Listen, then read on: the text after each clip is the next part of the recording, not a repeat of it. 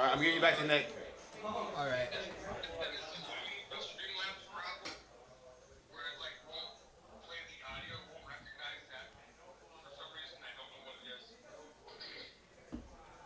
Okay, so we should just wait for the 8 minutes before it fires off again.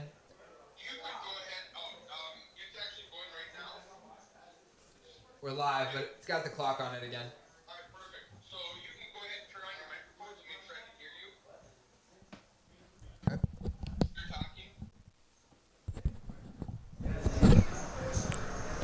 Testing, testing.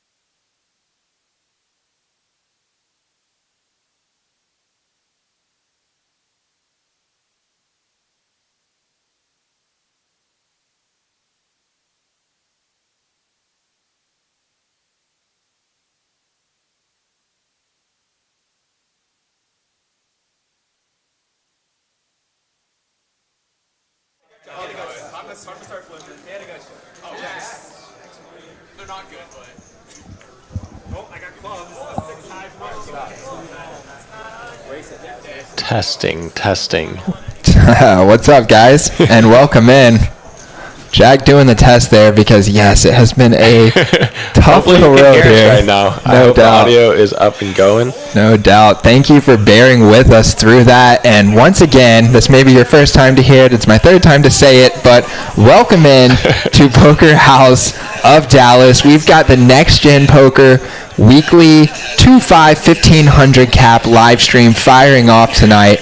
And it's me, Mr. Nick, in the booth with my great buddy, Mr. Jack Peterson. How you doing tonight, Jack? Doing well. Excited to watch these boys battle with each other. No doubt. And on that note, we actually have added a new element tonight. Jack, this is going to be a Sunday. Yeah. This is going to be a lot of fun. Whoa, getting a little feedback on the audio there. Getting to hear myself repeat. Okay, so anyway, tonight we have got a new element. 1 second there, guys. 1 second.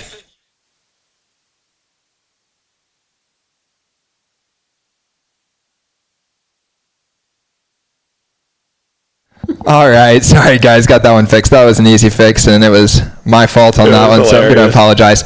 All right, tonight we have a new element. Let's get this out there. This is called Savage Sundays. It's going to be Next Gen with a little bit of a twist. We're going to be adding a little bit of a trash talking style element to the game, kind of the more battle mentality. Yeah, these boys came to battle tonight. No doubt. Tricky Fish right there in the 2 seat and Knock in the 3 seat. We're having a little shit talking pre-stream about how they're going to stack each other. And Knock drew right on his left, which is pretty hilarious. And Tricky Fish face when Knock came back in from outside in reaction to him being right on his left was, oh my gosh. But still, I'm going to stack you, bud. Nice. That's going to set up a fun dynamic for sure. And those are both very aggressive players, and I think they actually participate in a poker-related Discord together. So they've already got a little trash talking going on the side. So now when they get sat directly next to each other on live stream, that just adds even more to that, the fuel to that fire to want to get your buddy one time. Yep. 7 has 11, 13.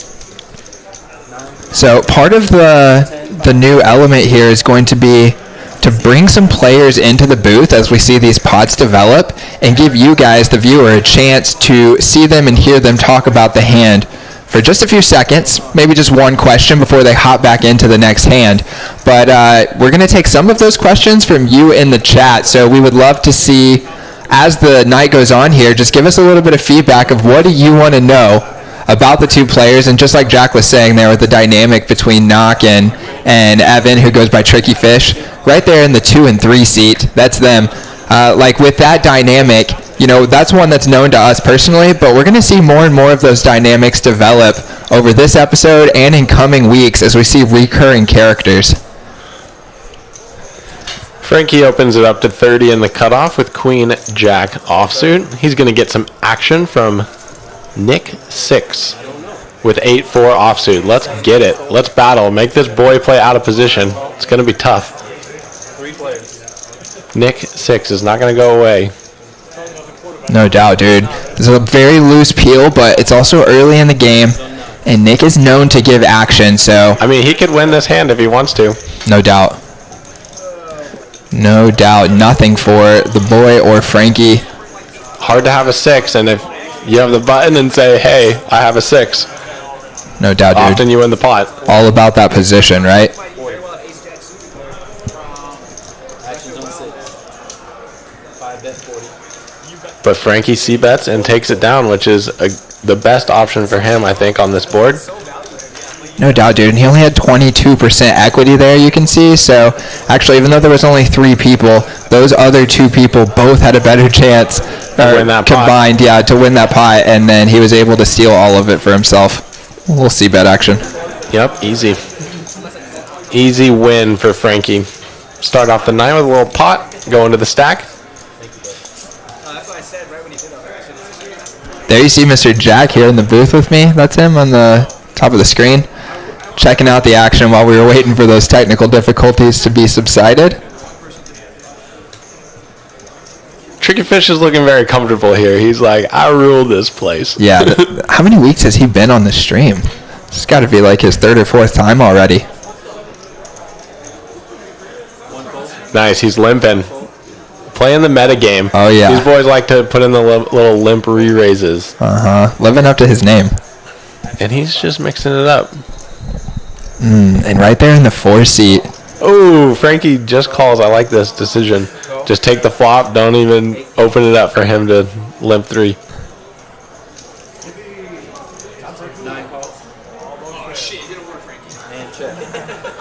Little bomb pot. Yeah. Little bomb pot action. I think I hear them actually talking a little bit of trash about exactly what you just said there, that one of them was trapping and it didn't work. Exactly.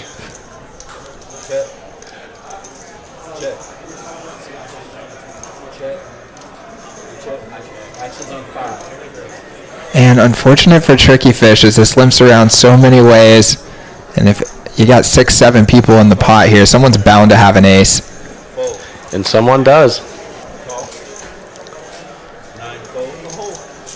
Definitely one of the downsides to the tricky limping strategy, as this occasionally happens. But you could argue he only lost $5 when the ace came. That's true, and if Frankie had decided to flat or just fold, or I'm sorry, if Frankie had decided to flat and take a flop, then that would have come into play. If Frankie 3-bet, he would have 4-bet, Frankie would fold. And I could see Frankie potentially even just folding whenever he raises under the gun. This is a cool play by Flying Hawaiian. He's like, hey, the pot's so small, I'm going to call this 15, and then I'll just lead out when the flush comes with just the queen of diamonds. And he might win this pot if he finds one more barrel here at the end. Yeah, no doubt. Yeah, Nick has the kind of hand that's going to take a river, but probably planning to fold versus a big one on the river. Probably goes check now. Oh no, he's still going to bluff.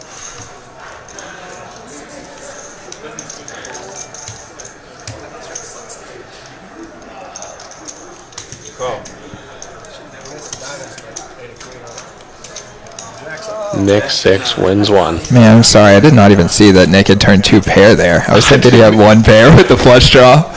Me too. That's hilarious. Yeah, he actually had... He was nowhere close to folding to that turn bet. No, he wasn't. I thought he just had the jack until the river. Yeah, me too. I think that was a very interesting choice to go for the bluff there on the end when you could just check back with your queen. Because I'm thinking Nick, just by eyeballing him down, doesn't look like the type of guy to fold an ace on the end there. Yeah, I was expecting it to go check. Yeah. But I didn't know he had 2 pair. It might go check bet, but I like a check probably when you hit your queen at the end. You have enough to just try to get to showdown and you can check fold and feel okay about it.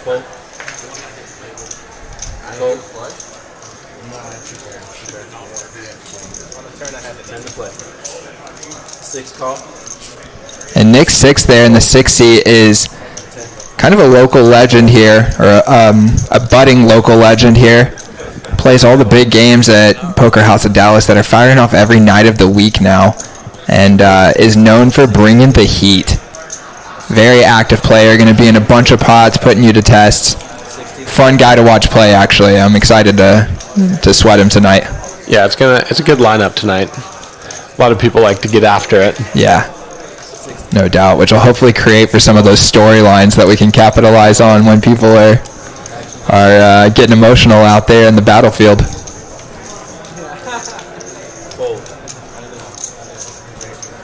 Tricky Fish has pocket 9s up against King 6 offsuit and 8-5 offsuit. Yeah, it looked like there were several limps there. Is that what happened? Yeah, several limps. Tricky Fish's straddle, he raises it to 60 over 3 limps, I think. And then he gets called by the hijack and button. Yeah, no doubt. And you see, these guys are going to be in a lot of pots. We got the King 6 offs, the 8-5 off, limp calling for $55, $60, whatever it was. And Tricky Fish gets a pretty bad board, but he decides, I'm just going to c-bet and take it down. Yeah, pretty brave. Are you c-betting every time there? No. I'm checking like every time. Yeah, I'm checking a lot too. It's scary. You get 2 callers from 2 loose guys, and even if you have the best hand, they're just going to give you a nightmare on. Yeah, I think they're calling gutters too much. I don't want to play turns. Like, I'm probably beat 3 ways. Like, I'm just mostly check giving up in the hand. Yeah, me too.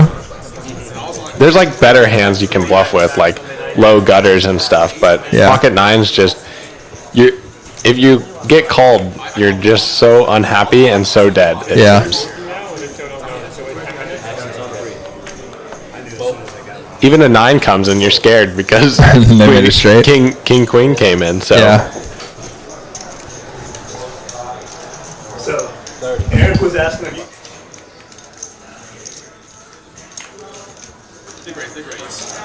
Fold to a winner.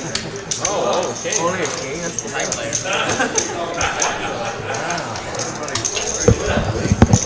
You ever got that much respect in? Oh, now we can hear the little trash talking going on. Oh, yeah. Yeah, we're going to be bumping up that table mic for you guys anytime we get into something heated or dynamic. For those of you that didn't see, Aaron doubled up his very first hand with pocket aces. Oh, yeah. So I think he's in for 500, and literally first hand, aces, double up, that's a good start to the day. No doubt. No doubt. I know Aaron is probably hyped about that. He came and played last week, got busted pretty early on with 1 bullet, and this week I'm sure he's looking to play into the whole 4 hours, and then potentially if they keep this game going after the stream. Frankie's found ace-king offsuit, raises it to 20, and I don't think that's going to get through. 8 to 75. Yeah, I don't think so either. You see old AC Nick 6, calling next to act with the 7-3 suited. And then on the button, James, just tosses the 7 deuce off. Yeah. Thought he might make a play there. It's kind of a good squeeze spot. This is not a good squeeze spot. +1 open, +2 call, hijack 3-bet. Oh, I thought it was call. That's my bad. I thought it was call and a call. So it's back to Frankie now. His decision is to flat or 4-bet the 75. Flatting kind of keeps Nick in, so that's nice, but ace-king offsuit just does so well 4-betting. Mm-hmm. And we got a primo here, so let's put more money in the pot. Yeah, and the Flying Hawaiian stack is small enough that you probably feel comfortable just going ahead and playing for it. Yeah, let's get it in. I don't know if Frankie has noticed how active Flying Hawaiian has been. Here behind the scenes, we've seen him playing a bunch of hands loosely. This is the first time that he's 3-bet, I think. So. Yeah, and I don't know if those went to showdown necessarily, if Frankie would be privy to that information. When it gets to 50, and I said I would almost bet you that. What do you think he's going to do here? But it was at the halftime mark, so I didn't say what it is. So, I talked to Flying Hawaiian before the stream. Yeah. He's from Houston. Oh, he calls. Wow. Let's see if he can win this one. Action's on 5. He hits top pair. Oh my goodness. Amazing. And we might have our first big stacking of the night. Well, I guess Aaron started off the night with a big double. And Hawaiian's not stacking Frankie here, but this would be a big double.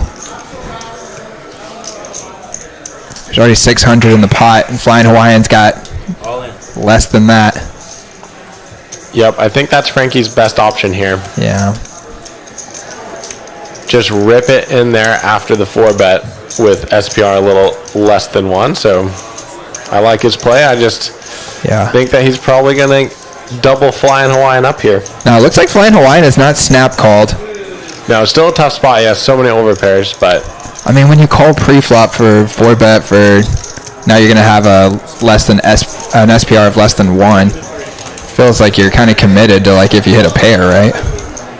Yeah, I don't think he's going to pull this one, but it seems big like pot. Big pot is just thinking it through. 500 to call. Would love to be seeing him think this through here, but we are having more technical difficulties, as I'm sure you can see.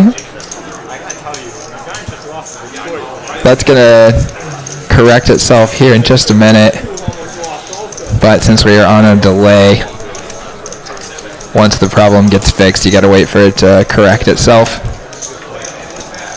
on the live stream. So we're just waiting for that. Waiting for the tank. Yeah. Let's talk about Tricky Fish's sweatshirt when we when we think on the take. Wolf Creek, is that from Colorado?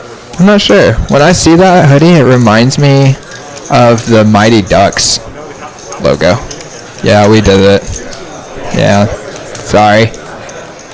The Mighty Ducks, nice. Classic hockey film. Yeah, no doubt.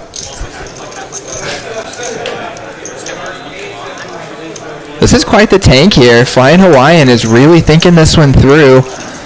I mean, I'm really surprised that he didn't call after calling a 4-bet. He folds. Wow. Oh, man.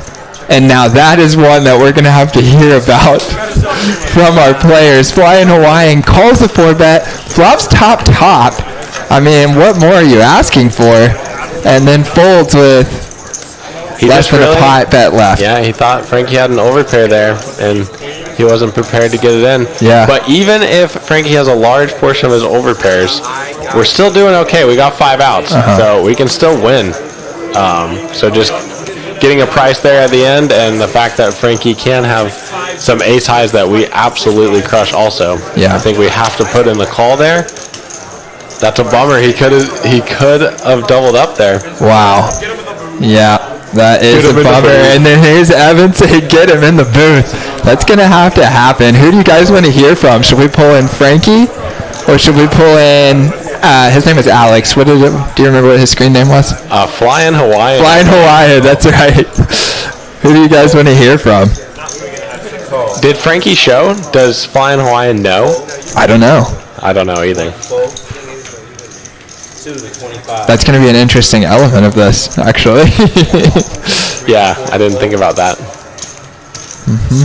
Of course, they'll see what the other person had a good percentage of the time, but there will be times where it is unknown. Tricky Fish here says, I have the button, therefore I'm going to make this pot large. Therefore, I'm going to win money from you guys. Power of position. Power of right? position. And King 10 offsuit, whatever. We got 2 pretty high cards. Try to beat me. Flopping top pair. Flopping top pair against top pair.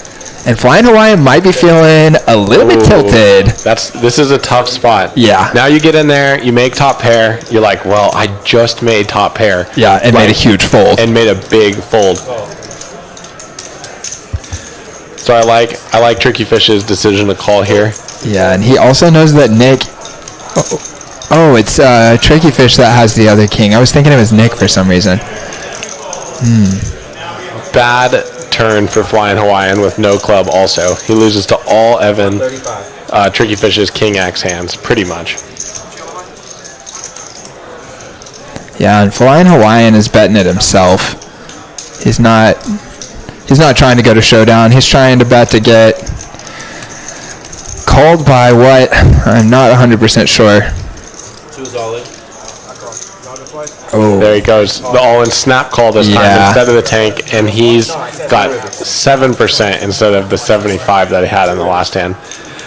But this is one of those spots where the previous hand, you're unwilling to fold the very next hand. yeah, and they're going to run it twice, and Flying Hawaiian, you see that on the screen, eliminated.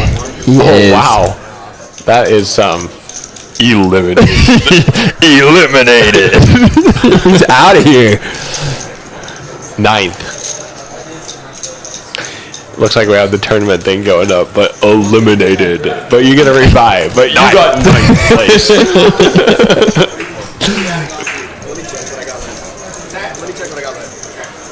Yeah, tough hand though. Like tough 2 hands. No doubt, dude. You see him rebuying there.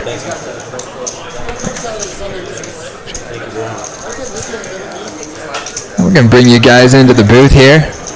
Got Mr. Nick, Mr. Jack. Hello, guys. Yeah, good to see y'all. We're going to be bringing people in throughout the night to sit right there in Jack's chair and give them the biz a little bit. Definitely want to hear from you guys in the chat about what kind of questions we should ask them. Man, like in I this would pot not- right here. What are you thinking?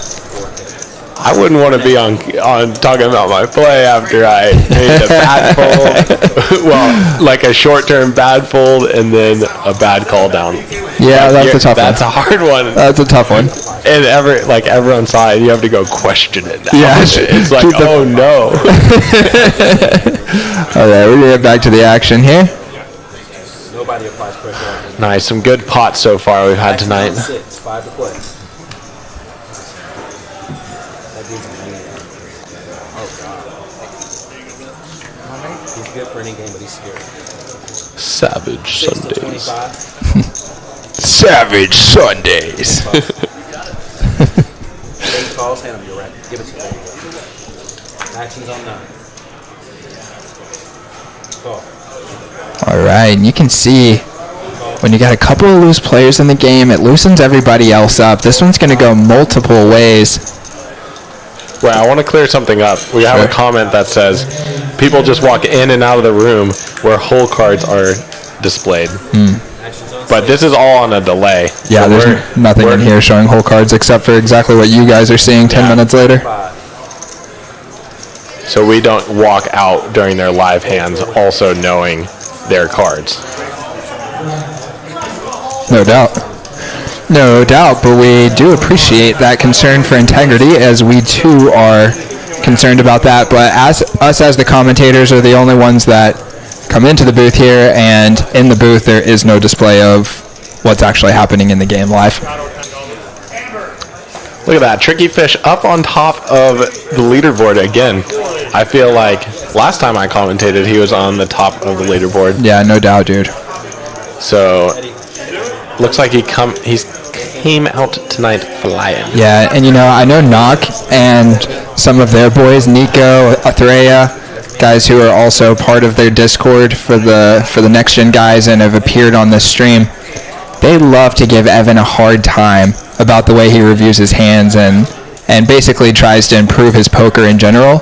But then he just comes out here and sticks it in their face every time, runs up the biggest stack, involved in the biggest pots. A feared player at the table, in my opinion. Oh, yeah. When someone comes in and they look at you in the eyes and they say, I'm better than you, how do you not fear that person? The confidence, right? It says, who cares how I review my hands? When we actually sit down in the arena, I'm the one who's not afraid to put it all on the line. And you see the boy coming in, trying to steal one with the 7 deuce off. Not going to work this time. Quickly punished because the player right next to him has ace king. Oh, yeah. 7. And it looks like it's going to be all folds.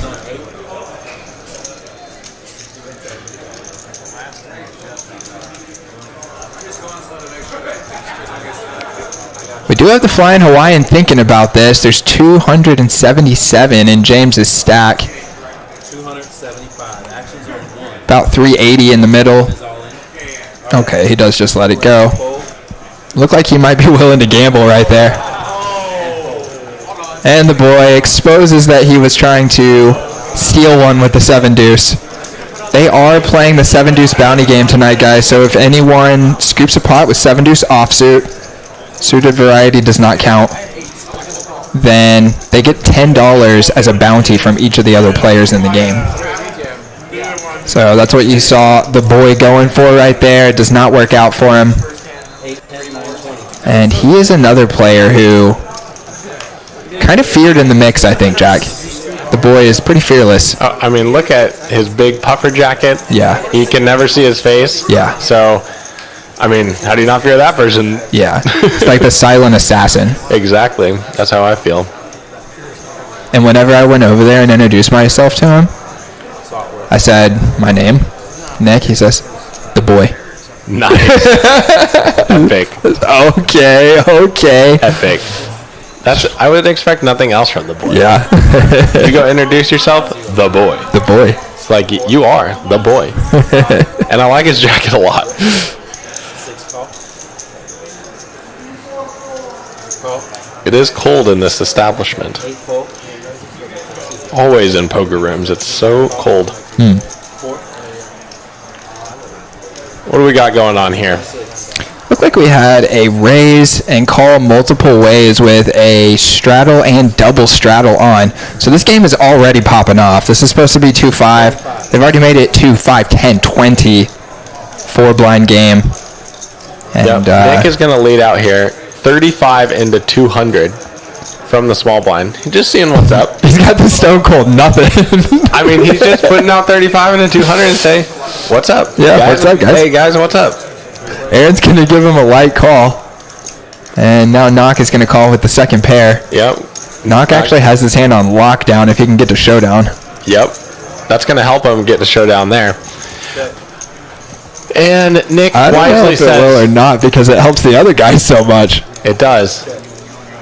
Nick checks. I thought Nick might go again when they just call the 35 and then he turns the gut shot. I think he was just saying, hey, what's up? And then, like, he got 2 callers, so he's like, hey, bye, you know? But now they both check, and he's like, you know what? I'm going to swing at this again. Doesn't look like they have an ace. And it looks like it's going to work. I mean, what a great play from him. He says, hey, what's up on the flop? Yeah. And then he's like, all right, like, tell me more what's up on the turn. And then he's like, oh, you guys don't have anything. Like, I can actually take this bet down, and my line looks credible. He bets 1/7 on the pot, on the flop, and now he bets 1/3 here on the end. Ooh, and you can see Knock is suspicious. But he lets folds. it go. Nick shows him the bad news. Oh, yeah. You gotta do that every now and then. Oh, yeah.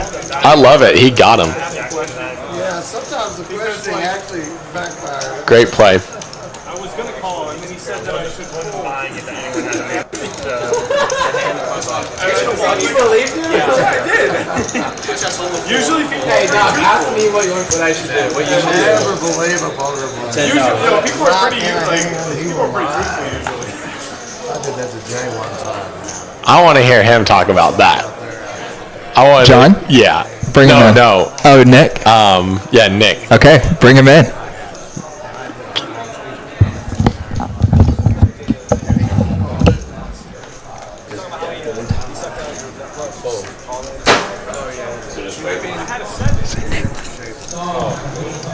All right, we're going to have our first guest here. 3 call, 4 fold. And so right now, Jack is up bringing in Mr. Nick into the booth. He's going to talk about this first bluff. 75.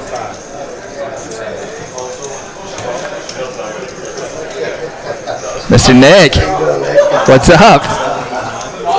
All right, you can close that door right there. Pop on those headphones. We got you here on camera. We're going to have the play still going on behind you, but we just saw you pop off that first bluff here to get things started. Let me pull on your mic here. Sorry about that. Right. There we go. All right, and we just saw you pull off that first bluff right there against Knock and then make a comment. You got to do that every once in a while. Well, you know, you have to. I knew that I wasn't good, and these guys, you can't give them a blank. You know, there's no free cards. And had I not bluffed there, I know he was going to take it down. And you know, he asked me, that queen up? Of course it did. You know, I'm not going to be pushing if it didn't. No doubt. And you see all these young bucks trying to play the super aggressive poker style, but it's about picking the spots. Is that right? Exactly right, yeah. And I knew, you know, that was the only way I was going to take the pot. No doubt. I had to push. No doubt. And I think that sets him up, too. It does. And then I had to show the bluff. And, you know, he looked at me like, oh, how could you do that? I'm like, if you're at a poker table, you're a liar. Absolutely. That's our job. You can't Absolutely. tell And let me ask you this. Do you put a little conscious thought into when you show those cards so you can set up? I do, absolutely, because you show the bluff there, and next time you have the nuts, and he may have a straight, and you got a boat or a flush. And No doubt. And it feels like you're getting a little bit extra value from the bluff. Exactly. Like, I'm going to win the pot sometimes, and I'm also setting myself up for the later down the road where I'm going to pop you with the top set. Yeah, you get those implied odds down the road. You know, No I mean, doubt. that's where it comes into play. No doubt. And we appreciate you joining us tonight, Nick. Oh, absolutely. Frankie was telling us that AC Nick, that's what I should call you, because you have a big AC company here in the area. Yeah, we own Nick's Air Services, me and my wife. This is my 38th year. I've been doing it a long time. I should have, done it many, many years ago, but almost every company I've been a part of, I've had equity, I've been an owner, and I started at a young age, so, you know, this is a great market because the air conditioning is just pretty much 7-8 months out of the year, maybe 9. I mean, I've done air conditioning at Christmas time here before. But it also gets cold too, like it does now. No doubt. And we've been running a lot of heating. So. No doubt. And I was thinking I might have to start describing you as AC Nick, who is ice cold. Yeah, get them cooler spots. No doubt. Yeah. All right, man. Well, get back out there into the game. We appreciate you chatting with us, and good luck. Absolutely. Thank you so much. All right.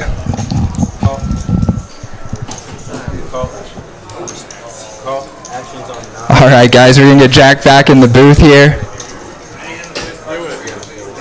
So we got some hands going on here behind.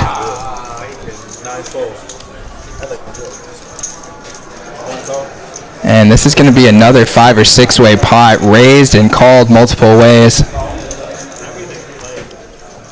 See a lot of speculative hands there.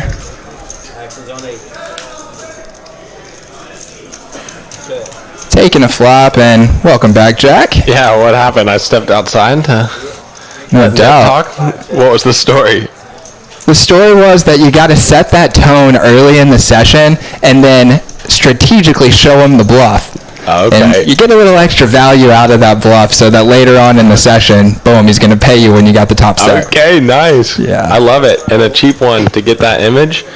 I hope that he gets knocked to pay him off. No doubt, dude. I hope so, too. So I got a different story out there from Knock. Nice, let's hear it. Yes, perfect. So Knock's story was, I gotta blame Nick for this. Talking about you. Blame me. He blames you for the call. He said that when you ask people what they have and they tell you, you should believe them. And he asked, did you hit the queen? Nick said, yep. And Knock folded. Oh, got him. Oh, man, so it's on me. Well, you know, I think I'm still going to be able to sleep tonight, so as big of an impact as that's going to have, it's... Well, you got $100 more in your pocket than Knock does. That's right. That's right. Or I guess... That's right. And to be fair, I mean, Knock had third pair. Not an easy call, you know. Makes sense to fold. For sure. I think I would fold too. Yeah. If you decide not to bluff on the turn, I think you just have to fold the river. Yeah. When he bets 100 into 400, it looks like he's milking you. Yeah. Even if he bets more, just like we don't have strong enough a hand. The reason we're still in the hand in the first place being multi-way is he gave us such a good price on the flop. Mm-hmm. But I like the decision just to give up. I think Knock played it well, but you know who played it better? Nick did. AC Nick, ice cold. How do you pronunciate his last name? I was Nick 6? Yeah, Nick. Oh, his real last name. Yeah. Oh. You go ahead and try. Dear Kosovas? Dear Kosovas. Nice. Okay, that's not I wonder bad. what language that is. I don't know. I don't want to guess at that either. Probably get roasted by the chat. Yep. I think so too. I don't know what's appropriate and not to say. What I was going to say is it looks like a dinosaur name. Oh, and Heather joining us in the chat. Related, guessing wife. Wife, that would be awesome. Dia Kosovas. Dia Kosovas. Dia Kosovas. Nice, that's a beautiful last name. Rate us on a 10 scale, Heather. Dia Kosovas.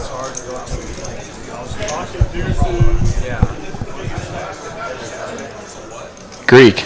Nice. Amazing. Nice. That's Makes awesome. sense. Can totally see that after knowing. Yeah, for sure. I'm going to say... That's beautiful. Just going to be bold and say I was going to guess Italian. Yeah. Would that be reasonable?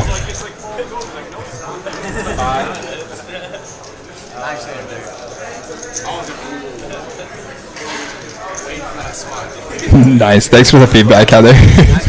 Yeah, appreciate it. All right, so let's get back into the action here. See a lot of speculative hands getting into the mix, which kind of creates like that ripple effect where one player who's entering a lot of pots and then the next players want to go after that money. You know, it like doubles how much money's in the pot when it comes to you every time you want to start attacking. And then Look at this one. We got two real hands. Oh, The yeah. boy raises all the limpers from the small blind, so pretty strong raising range to 80. And Tricky Felsh looks at a premium in the straddle, pocket queens, 3 bets to 250. And I wouldn't be surprised if they just get it in here. Yeah, I'm wondering if the boy is going to call sometimes here, or if this is pure Yeah. 4-bet for him. All in It does go all and in. call. I think if those stacks were even deeper, you would see him do more calling there, but looks like he had just about the right amount to feel comfortable to go with it, as that was a pretty quick shove. Poker Monkey, the guy in the 6th seat is Nick. He's our loose cannon tonight.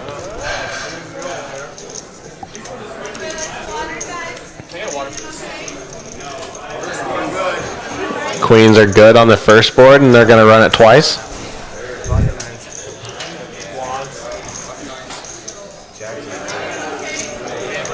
And looks like this is probably going to be a chop pot. Yep.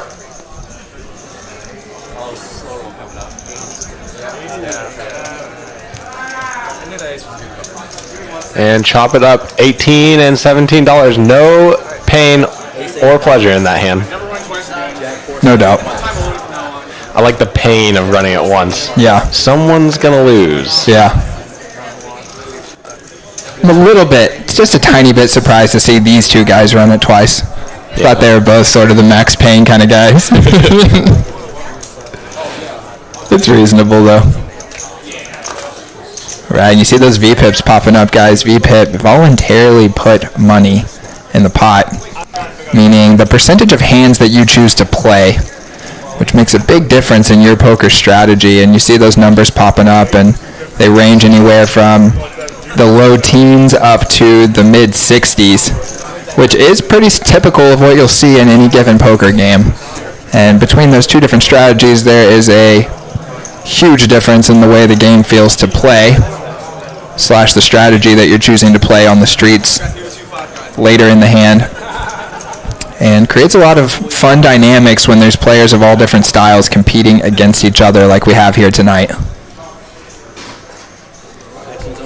You see Knock picks up that 7-deuce offsuit, which is the bounty hand, and he's going to limp it in.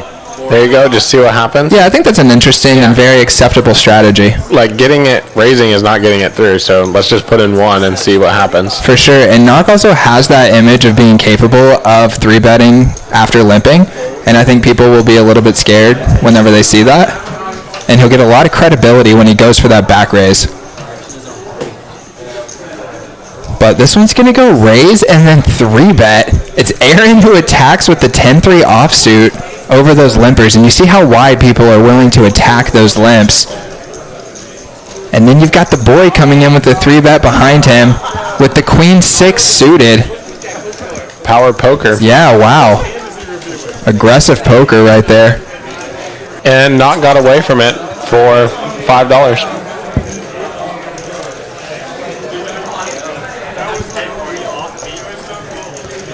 And Knock did get away from it. If he had gone for the limp cold 4-bet, it would have slam dunk worked. Oh, yeah. And that is a strong looking move. That's true. He could have got him.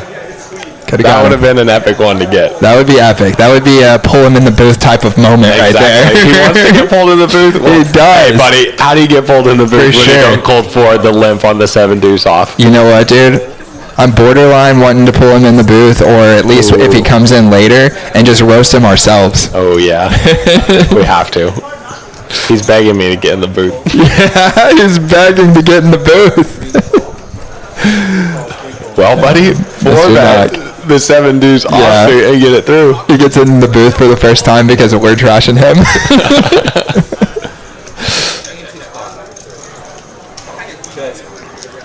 The boy flops trips. Yep. Aaron's got an underpair. Yep. And I think Big Diesel is betting. But that's not going to work. Yeah, we haven't seen anything from Big Diesel yet, but he was very adamant about that nickname when I asked him. I said, oh, yeah. You got a nickname? He says, yep. Nothing. Didn't say anything. Okay, what is it? Big Diesel. Oh, yeah. It suits him. That camo sweatshirt and hat? No doubt. He looks like a Big Diesel kind of guy. Yeah. Do you expect that guy to put gasoline in his car? I would say no. Or electricity. That's blasphemy, Nick. Diesel fuel. Out on the deer lease. Yep. And you know what? When the apocalypse inevitably comes, gonna be looking for that guy. Oh yeah, freedom, baby. Big Diesel, will you live in my encampment, please? You think he's gonna leave his home to go home live in your encampment? I mean, surely we're gonna like team up with multiple families, right? I'm useful for some things. Okay, we got Frankie with the 2 kings. Already finished? Don't tear me apart too much. But it was brought up.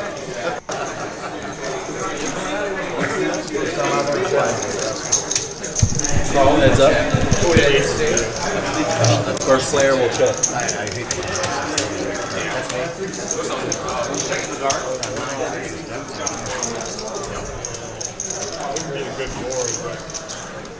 So is this a Frankie open and Big Diesel defends in the big blind? Frankie flops top set. Yeah, thank you. Take it from here. Let me get a Yeah, he drink. flops top set, but it's going to be really hard to get anything out of this range. Frankie checks back, says, I'm going to try to get you to catch up here on the turn because I have everything here, but he doesn't, and Frankie wins a small one. So, looks like Knock is helping out too much in the booth with a 7% veto. Are you looking at your cards? That was pre-flop raised, to be fair. Okay. But still, bottom of the list. I didn't think you had anything. It would have worked also, but I didn't think you had anything.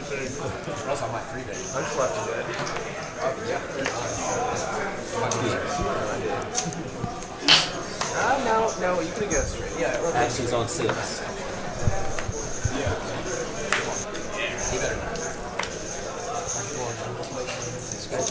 $25. 7 folds. Call. Actions on 1. 8 and 9 call. Fold to 5. Call. 4. Alrighty. So Nick raising with the 4-3, getting a couple callers from Flying Hawaiian, the boy, and Frankie. Actions on 5. Check.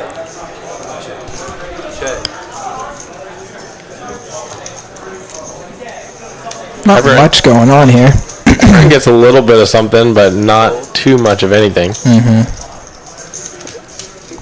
Top pair is in commanding lead, and Frankie wisely gives this one up. Not going to do well enough in the 4-way pot. He says you guys battle it out. Nick is trying to hit that sneaky 3 or 4.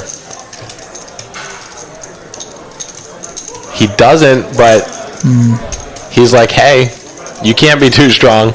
I can have diamonds. I can have a lot of stuff that came in on this board. No doubt, and he takes the opportunity to lead into him. Represents those diamonds.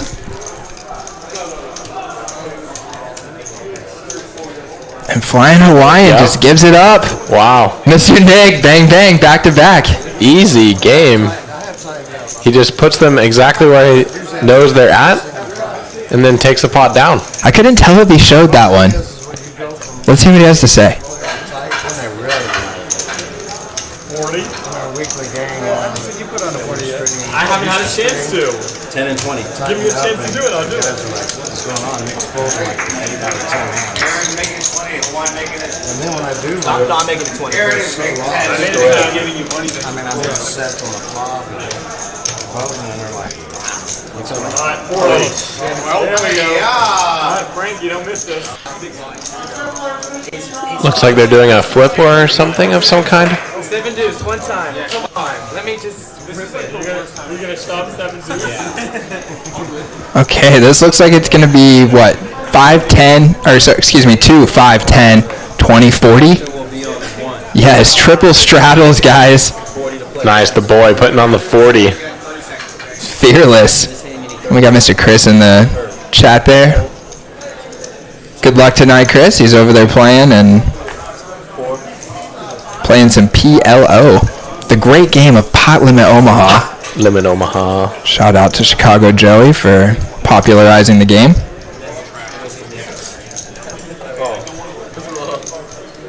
So folds around to Nick in the big blind.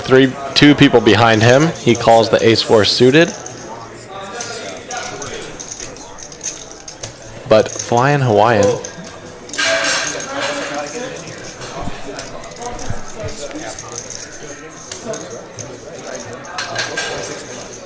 $165. Seated. 165. Not getting it through. Flying Hawaiian finds ace-jack suited. And he's going to make this a lot.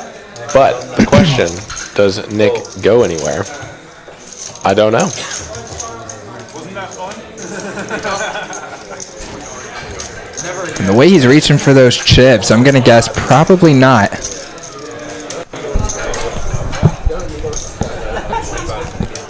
the first meetup game, He does call, and we're going to take a flop here. we were playing 2, 5, 10, 20, 40, 80, 1. Wonder if he finds a way to win this one too. The problem is Flying Hawaiian's going to have less than a pot-sized bet left, Yep. but that could do it. But It's a big whiff. It is a big whiff, and Nick gonna lead into him. awesome. I love the play. Oh, he is just picking up all of the right spots, making all of the right moves. Yep. Oh, Oh, but it doesn't work this it time. doesn't. That's surprising. I thought that was gonna work. So Nick has to call because he had almost all of that in there already. He's got a gut shot, Yep. a backdoor flush draw, and his 4 would also be live here. Oh, they're going to run it twice. He bricks on the first board. Oh, and drills the second board. Board. We got another chop pot. Chop pot. Only 10% there to hit that on the end. Got there though. Whew.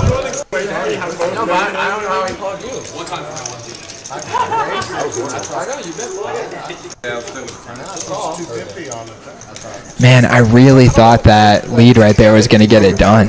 Yeah, I did too. I liked it. I really liked the play. Yeah, for sure. It's just better board for him. Pretty good for his actual hand, too. Yeah, a lot could be good. And maybe he also kind of decided before he even made the bet, he had just decided based on the pot size and how much Flying Hawaiian had left that he's not going to fold this gut shot. So he's like, I might as well be the one who bets it instead of him, and then maybe he'll fold sometimes. Exactly. Makes sense. I like it.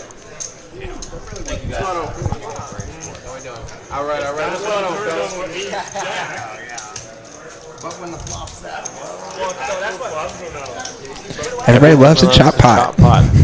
I do not, personally.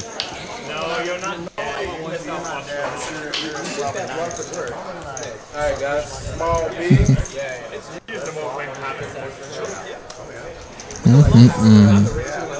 I like pain in poker.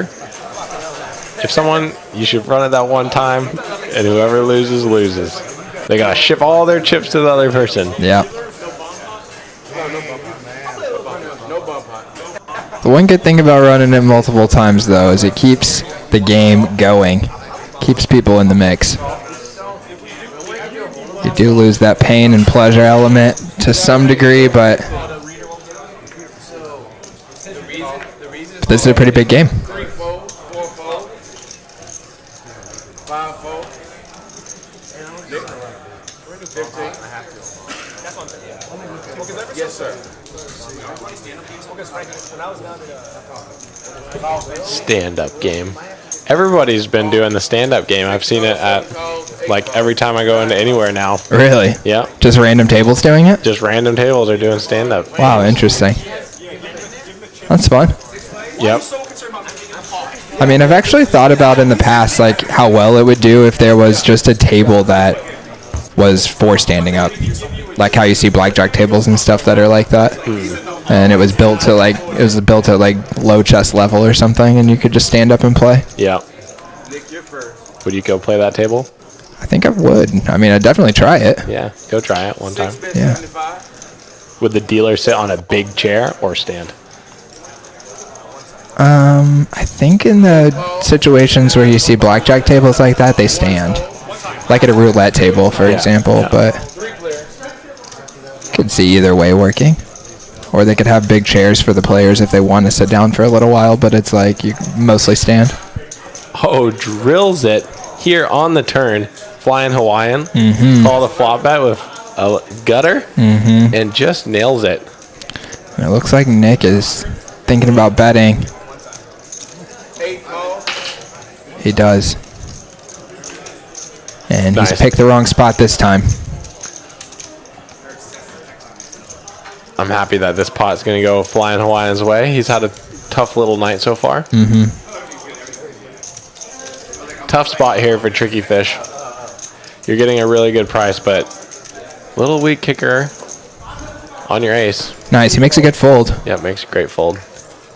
He says, I think someone has better than me.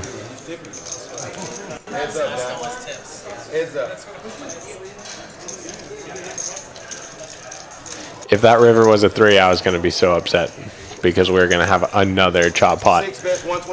Yeah. Between the same two guys. Wait. Shows the king, guys. He shows the king. I think the cards had to be wrong there. They must have been. Or he just misread his hand. Oh. I'm not sure. I think it's probably he wouldn't call turn if he didn't know. Yeah, Or I'll if try he to make a didn't have note to something. ask him about that when he comes in later. Ask him if he what he had in that hand. Although he may not even remember if he doesn't realize that. Well, if he misread it or. Yeah, I think he would know. Well, either way, I was not expecting that. I thought Nick had picked the wrong spot. But he picks the right spot again and gets it through. He gets it through. All of his plays have been working tonight. So I guess it was a bad fold by Tricky Fish. If No he doubt. didn't have 5-3. And he actually hit a 9 on the river there, so he was really kicking himself. But I really like his fold there still. Okay, and we see James now has the 7-deuce offsuit. Opens pretty big. I'm not sure if this was straddled pot as well. We'll see here in a second. I think it is a straddle pot. Yeah, you're right. So he goes 35 over a $10 straddle, gets 4 callers. And his chances of winning this hand are not good. I think he's going to have to give up on the dream in most likely. So not much for anyone, right? Big Diesel flops a top pair, Oh, yeah. which still doesn't have this hand on lockdown. With all those other hands out there, he's only got a 38% chance to win, so significantly lower than 50. And he stands to gain a ton by putting in a bet here and folding off a lot of these other players.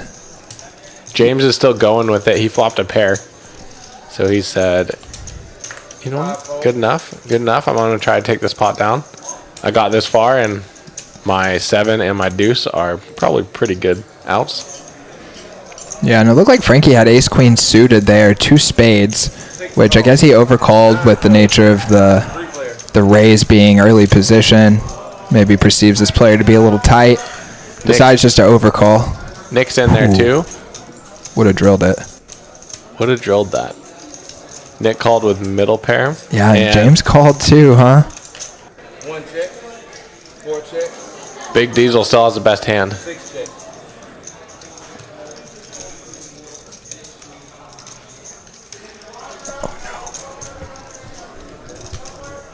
Gets trips on the end. And now what is going to happen? I think James is probably going to be done with this hand. Right, without a jumper, guy. All of them. Okay. He goes for it. Wow. He rips it in. Yeah, Big Diesel doesn't have to think very long. Yeah, he knows he's getting it in with a 10 there. And Nick's in agony, folding his middle pair. He does not want to let it go. No, he doesn't.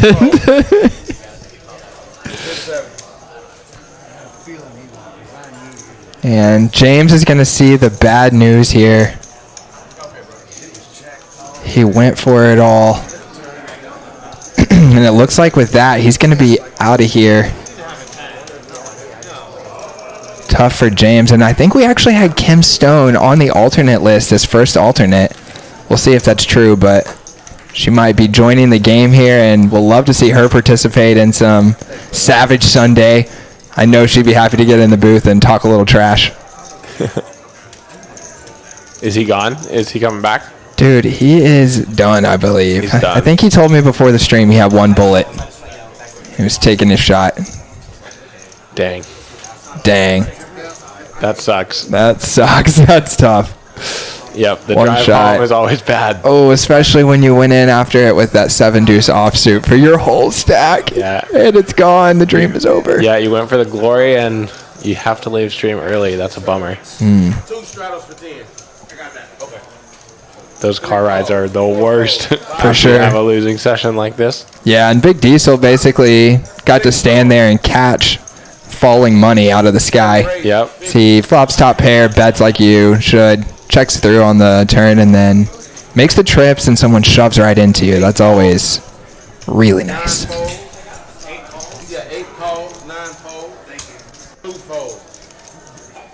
Aaron's now going after it on the button. He says, "You guys can't be limping my button." Yeah, no doubt. Pretty fearless there. But Knox says, "You know what? I'm not letting you guys get away with it this time. Oh, I see the spot, knock. and I'm taking it. 250. You guys can't do anything about it."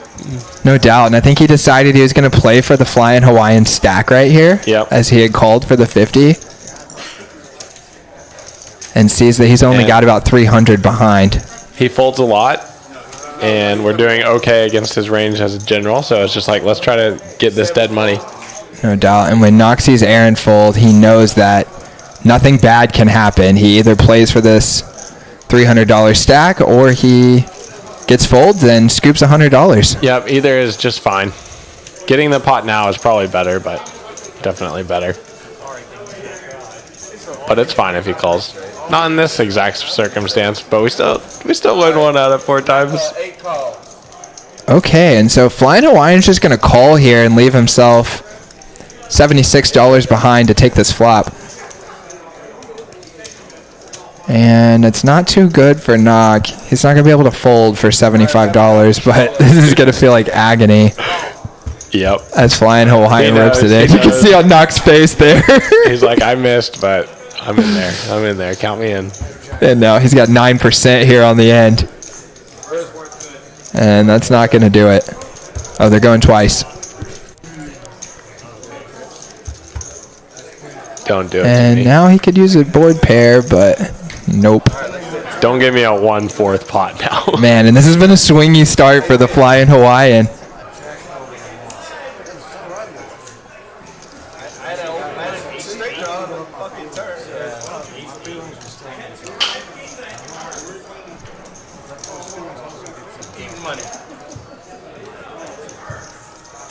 Frankie has overtaken Tricky Fish as the biggest stack.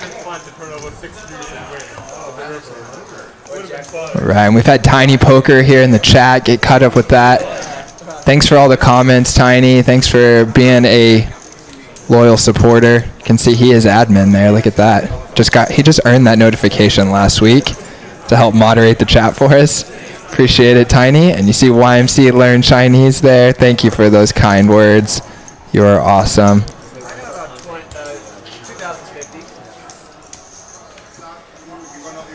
Would love to hear some more from the chat on players to bring into the booth here, what questions we should ask them.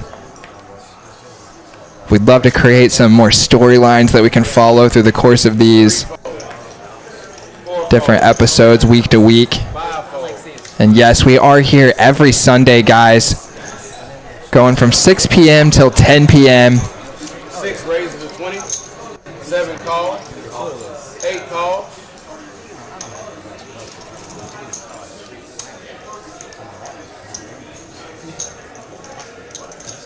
Boys found himself a nice one here in the small blind. 2-fold. 135, Nick. Might be good enough to get it done here. 135. Nick's not going anywhere with an ace. 6 calls. I underestimated him. He's in position with an ace. Yeah, dude. That's a good situation. Makes the cold call. And the boy has the best hand, but he's got an uphill battle to fight here. Because in all likelihood, there's going to be an overcard come out somewhere along the way. 135. Yep, have to maneuver a little bit. It's tricky playing pocket tens out of position. No doubt. Heads up, and if Flying Hawaiian comes, definitely 3 ways. Yep. And you can see he's got 57%. The other 2 guys are sharing the minority of that. Was that 43 on the other side? But even still, the position and playability is so powerful. Can be hard to get to showdown. Pretty clean flop here on the queen 3 deuce. You do have 1 overcard. It looks pretty clean, but this is, look at Nick's hand. This is the one where he might get tricky with that position and put you in a tough spot. It's true. It's going to be no easy task. And what does he have a lot when he calls on the flop? He has a queen a lot. No doubt. So the boy's got to be looking, feeling a little bit, I don't know. And now Nick makes a pair, and is this going to encourage him to just go to showdown if the boy checks, or is he going to... Oh, wow. Wow. The boy says, you know what? I'm done playing out of position. I'm just putting all my money in here.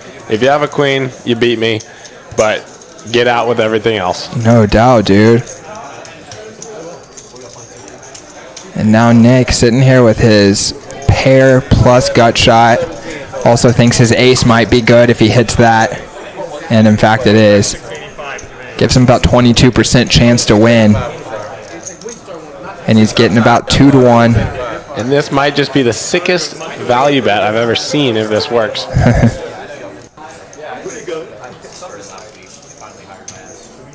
Yeah, and if this works, I think we might have to get the boy in here to talk about this value bet, how thin he went. Yeah, heads up.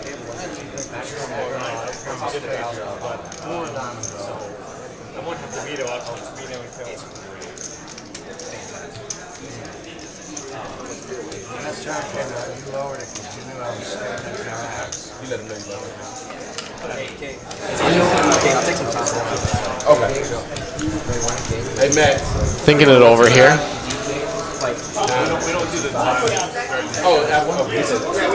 No doubt, and Sick Nick might be thinking that the boy could have some diamond combos here, maybe an ace-king or something that he's bluffing with. And that Just trying to bully him around. Yeah, maybe his pair of 4s is good.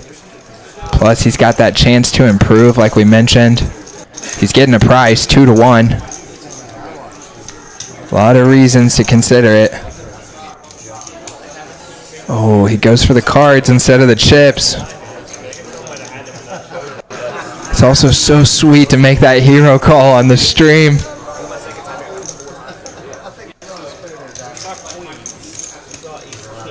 He's made all the right decisions tonight. Let's see if we can find another good one.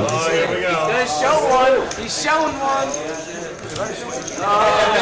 I don't think it's good to show one in these situations. Yeah, I don't know. That's interesting.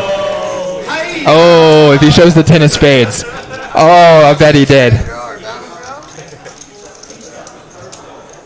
But I bet Nick's going to think, well, would he show me a spade if he actually had a spade draw? Got a leveling war going on here.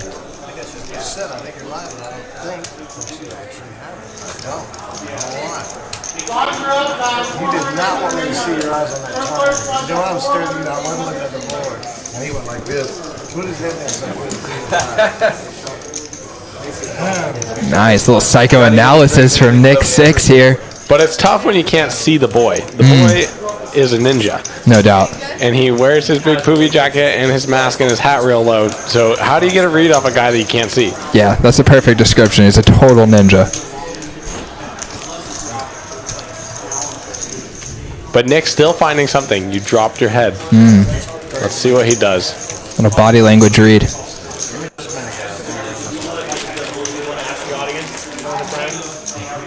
He's really thinking this one over. See one of mine? Why not? That one. This one? The action's done anyway. Oh, he shows him the 4. This is actually good for the game. You know? You're good for the game,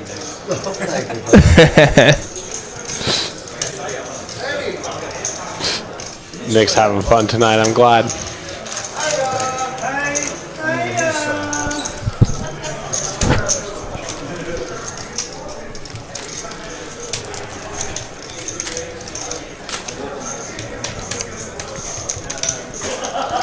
And he's giving this one a good long think.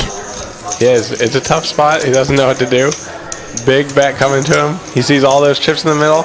He says, those chips could be mine. 685. He's going to count it out and see what it looks like once it's separated from his stack. Is this a strategy you ever use, Jack? I would say yes in tournaments. Yeah. Yeah, when you're making calls on the river, you take out that stack, then you look at your other stack and you're like, okay, what do I have left? How many? What's the big blind? All right, I have 15 bigs left. All right, I can spin that up call. Makes sense. Makes In sense. cash game, I try not to, but I'm a little more loose when I have a big stack than when I have a short stack. When I'm in a short stack, every chip seems so valuable. When you've grown and you got like a stack of blacks, it's okay just to throw 101. You don't notice it shrink. Oh, he calls. They're running it twice. Oh, he calls. Nice. And we're going to see a run out here. Yeah, twice. First board. Misses. It's a brick on the first one. Wow. Ace on the red. Oh, and it's an ace on the second one. Another chop pot. Oh, man. Another chop pot. Wow. And Nick talking to the dealer saying, come on, man, but I think you should be pretty happy with the chop there.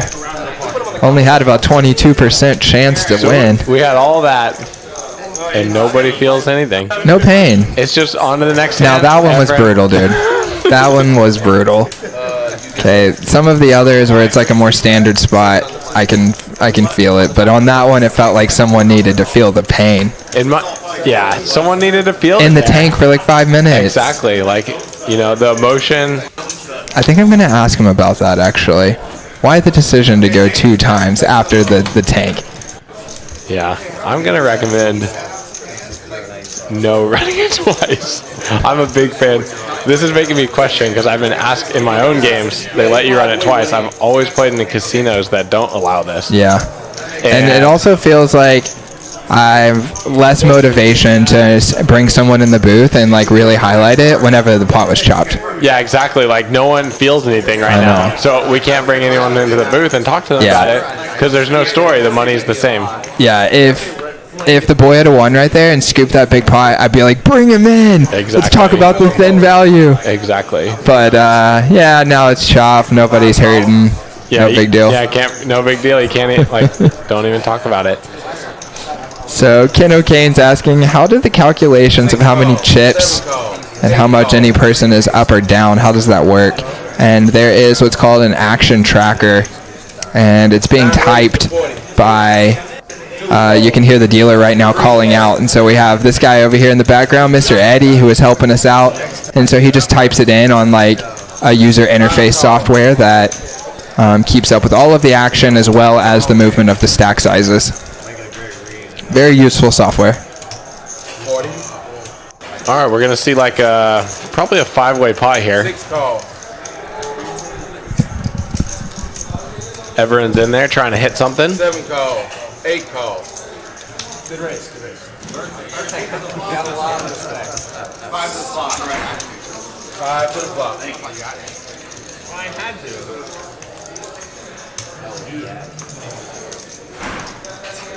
8-8-4. We got top trips 5 check. for Nick, 6 check. 7 check. and he's trapping 8 it. check. 9 bets 100. So the boy decides to c-bet into 4 people 100 on the 8-8-4. He's just hoping everyone's missed, that no one has a pair, and he can take it down. But he's going to find out soon that he's never going to win this pot. Nick has flopped it. Ace-8 on 8-8-4. For sure. And I think Aaron's literal only way to win is if he hits a 4 and then another 4. Heads up. And you see Nick with that 99%. Yeah, he knows he's no good with a 4 on the 2-8 board. He's going to get out of the way, and we'll just see how crazy the boy wants to go here. Was it a stab, or is it a full committal? 6 checks. For sure. And these are the same 2 guys that just played that previous pot. The boy's reaching. Could he possibly be feeling a little frustrated that he had to split that pot up with Nick? And this pot is going to be won by Nick. No chop pot in this one. There's going to be some pain from the boy. I would lay the trap one more time. And you could like lead jam the river, because you don't think that this guy's like bluffing very much, because he did c-bet into 4 people and now has continued on the turn. So if you put him on an overpair, what's the best way to get money out of him on that? I'm not sure. Is it jam here? That looks so strong. But lead jam river looks so strong. It's tough. Feels like there's no way to not look strong. All right, got a jumper. Yeah. Oh, and it works like a charm. And just easy. Boom. And the Oscar goes to. Oh, There we go. Got him. Doubles up. Finds all the money right after the hand. Wow. And that just shows the danger of blasting in a multi-way pot.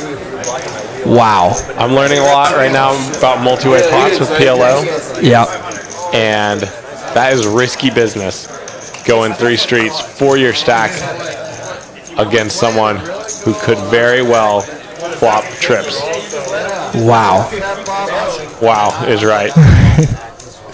He just goes for it all 3 times, has nothing, and Nick snaps him off, and this is a good start to Way the to session. go, Nick. Yes, let's go. Wow. What a pot, guys. Yeah, great play.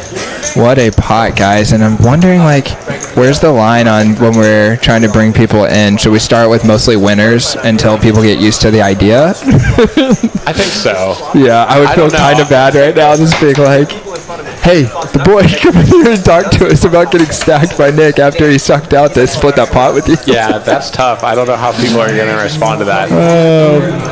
But I think eventually that is the purpose of Savage Sunday. Yeah. But maybe for the start, we should interview the winners for the first couple until people get used to the idea. I agree.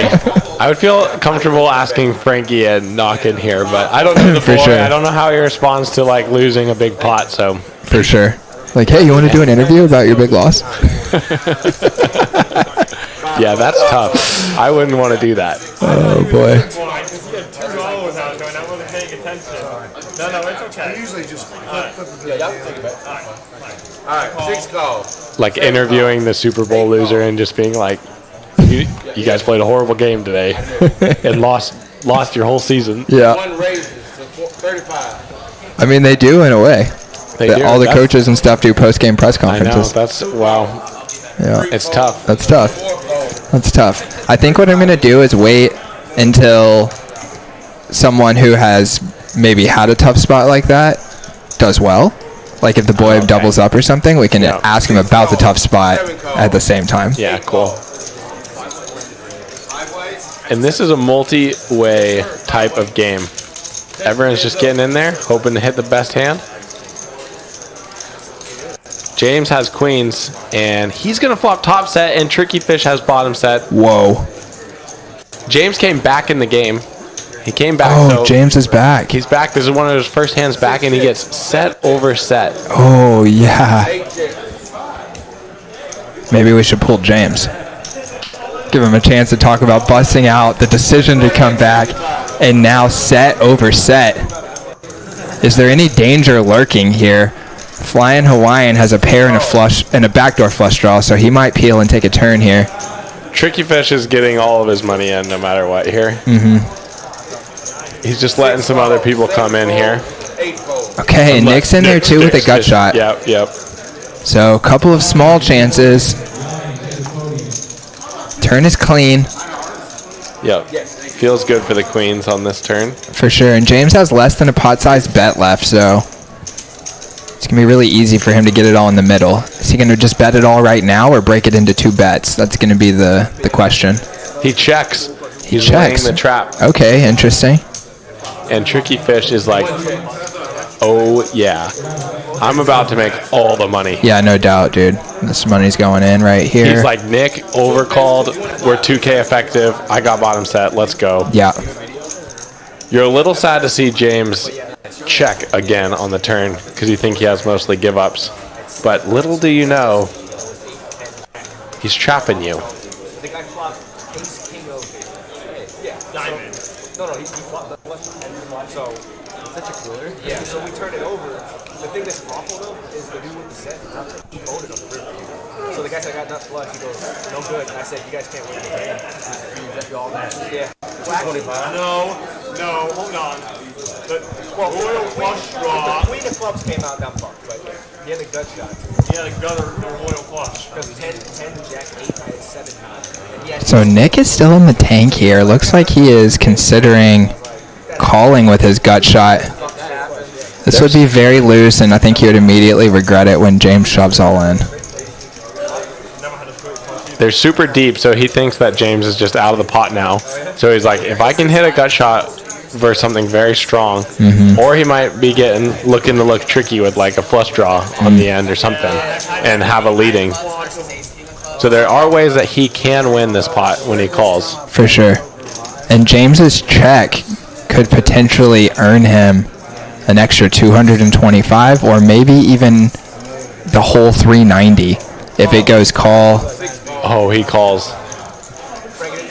Shove from James. Oh, he's... Okay, there we go. Shove from James. Now is Tricky Fish going to reshove? Is it even open the action again? No, It no does action. not. Okay, so... Wow. James is going to get a triple up here instead of a double. Wow. Awesome. With that check. Genius. Yep.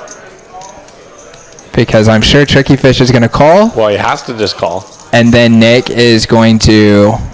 Yeah, excuse me. I should have said I'm sure Nick is going to call after He has to call also Tricky Fish now. calls. Yep. It's going to be 165 for Nick. He already put in that 225, and now there is 1.2 thousand in the middle, and this game is going to go nuts. These guys are going to go crazy if a 7 peels on the end here.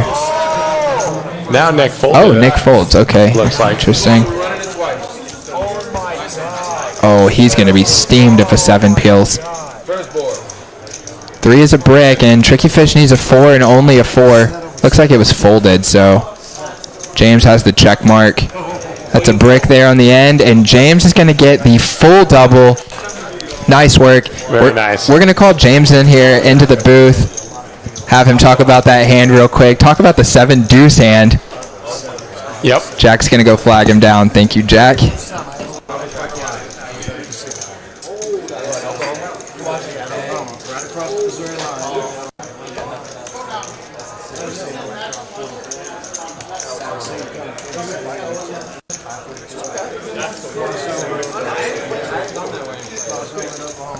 All right, guys, and we're going to get James here in the booth to talk to us about that big pot as well as the 7 deuce bluff earlier. Get the inside scoop. Here we go. James joining us now. What's up, dude? All right. You can go ahead and put those on. Pop your audio up. All right, dude. So it has been a swingy start to the session for you. For sure. We started with the 7-deuce bluff. Let's hear about that first. What were you thinking? What were you feeling after the hand? I felt like I didn't think enough about it. But the first thing that went through my hand on the river was just that, okay, the 10 paired, and so it means it's less likely, he had top pair, was calling me down. So I was thinking that I might be able to take it down and make him fold like a smaller pair, something like that. But, if I was just thinking about it from a realistic hand, like what's calling on that flop other than just a top pair hold. For sure. And it was multiple players left, right? Yeah. Yeah, so maybe it makes it a little more likely someone did have the 10, even though still somewhat unlikely. Definitely a punt, but glad to get some back there. For sure. And I don't know if I call it a punt. Sometimes it's easy to do that when it doesn't work, but, maybe it does work a lot. So anyway, you stand up for a few minutes, make the decision to come back in, fire one more time, and then immediately spike set over set against Evan. How does that feel to get it back right after? It feels great. It's going to make me a little more comfortable sitting back down, not playing the short stack necessarily. I think I am one of the shorter stacks still, but I'm not like in the danger zone. That's all right, dude. It only takes one hand, and you go from medium to the shorter stack to big stack, right? Sure. Yeah. No doubt, dude. Okay, cool. Well, thanks for joining us. Talking to you. No doubt. Good luck out there. Thank you. 1 check, 2 check. And that was James joining us. He's about to head back to the table. Don't want him to miss too much time. Sorry about that. There we go. We are a little cramped here in the booth. We're working on so many projects at once. Let's clear that, and we're going to have Jack rejoin us. And that was James talking about a 7-deuce hand, and then talking about that double right there with the set over set, and Evan taking that little stinger. Gosh, it always feels worse whenever you're so confident at one point in the hand that you are taking it down, going to win a big one, and then all of a sudden you see the bad news that you were dead the entire way. And that's painful, isn't it? All right, guys, and there you see the chip counts. And James was saying he's still one of the shorter stacks, just barely. He's got 1.4 thousand, and most of our guys are somewhere between 1K and 2K there. Frankie and Big Diesel are leading the way. And Mr. Jack is back with us.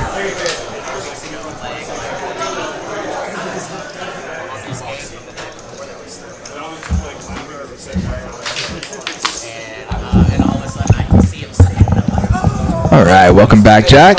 Thank you. What did he say? He said that he thought the 7-deuce was a little punty, and he wished he had spent more time thinking about the hands his opponents might actually have. Yeah. He kind of impulsed on, like, the board paired, so it's less likely they have a 10, and I'm going to go for it. Yeah. And then said, obviously, it feels great to get the set over set and be back in action battling with the medium-sized stacks here. Yep, there we go. Just like that, back in action, and probably up some now. No doubt. Didn't see what he bought in for, but very possible he is up because he did get all that extra money out of Nick. Yep. 7 call and 8 call. Tiny reminding everybody out there to smash that like button. No doubt. We would appreciate that so much. We got top pair against top pair here. Aaron versus James. Everyone saw the flop for like 45. 8 fold. And this is going to be a really tough spot for Aaron. 1 call. No doubt. And Aaron's got about $440 in front of him. There's already $370 in the pot, and he's got top pair. Backdoor straight draw. That breaks. 7 check. Pairs the board. 1 check.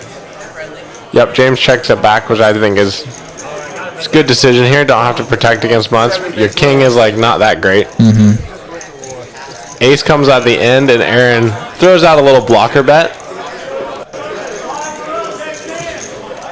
Pretty small, so I'd expect James to call this.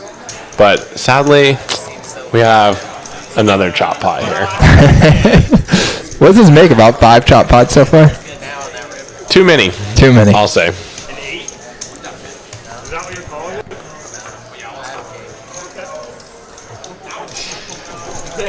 Reasonable. Very reasonable.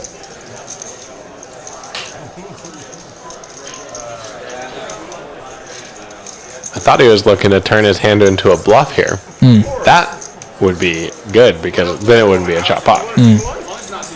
But what did he do instead here? Would you say he's going for thin value? Aaron?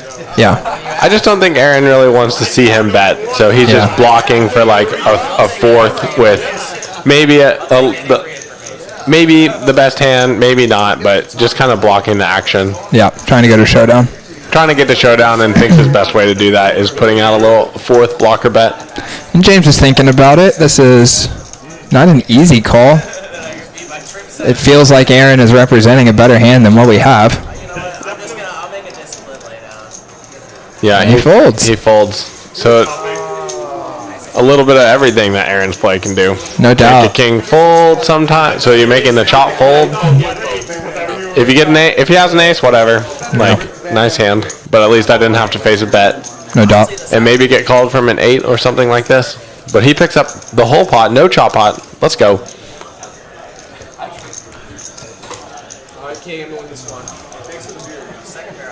Nice. Frankie uses one of my lines. What did he say? He said, okay, I'm going to win this one. Nice.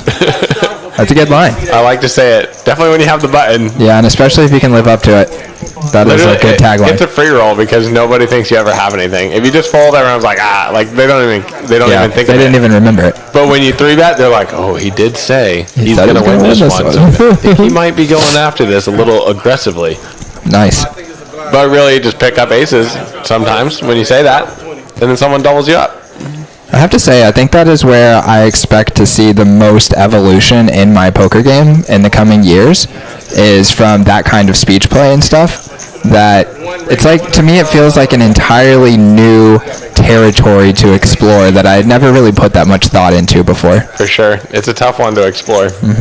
People don't explore it because it's difficult. For sure. But I really think, relative to how much everyone else has thought about it, if you just think about it a little bit, you're already going to have an edge on everybody else. That's true. 6 call. 7 call. See, Frankie doesn't have anything. He just folds and whatever. No one even thinks about the comment. Yep, for sure. I'd already forgotten about it myself. Exactly. Works like a charm. And we see a classic 6-way pot here. Lots of multi-way pots tonight. All the action. Everyone's getting in there. Trying to hit a flop. The boy gets a piece. Flying Hawaiian gets a piece. And Big Diesel has the best equity. Draw into the nut flush draw. Nick 6 gets a piece and decides to bet into it.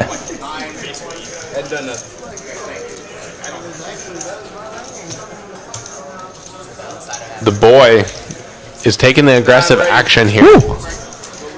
And now it's going to be really awkward getting back to Big Diesel. It went bet 75, call 75. Now check raise to 250.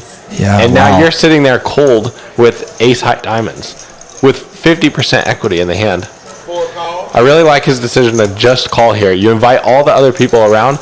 Maybe you can peel off a diamond on the turn and cooler someone. For sure. I like that too. You want more people in the pot when you have the ace high flush draw.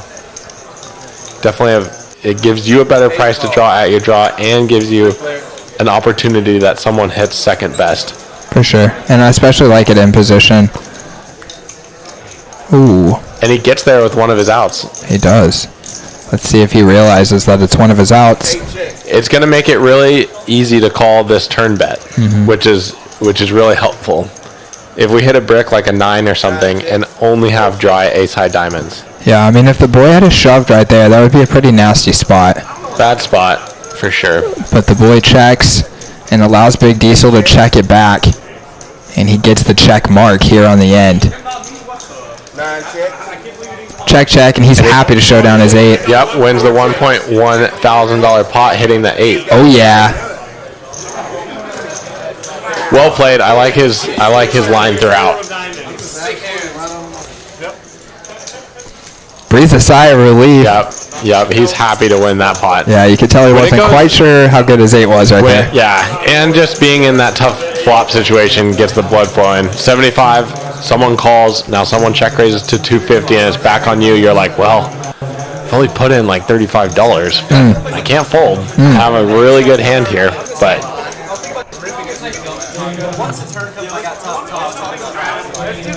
Yeah, and you hear him say right there, like, once the turn comes and I have top with a nut flush draw, like, there's no way I'm not going anywhere.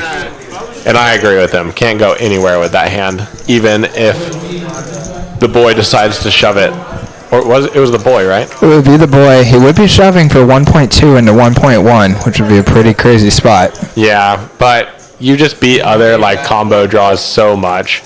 He might just have something random. Like, against a set, you're not doing well, but at least you block one of his boat outs, and you have odds. You can draw at it.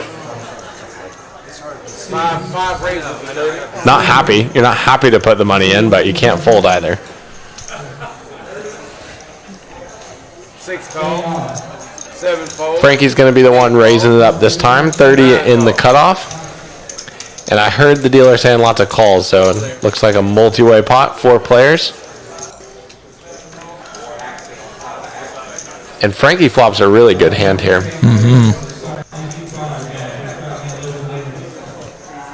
But Nick has also flopped top pair and has a better kicker.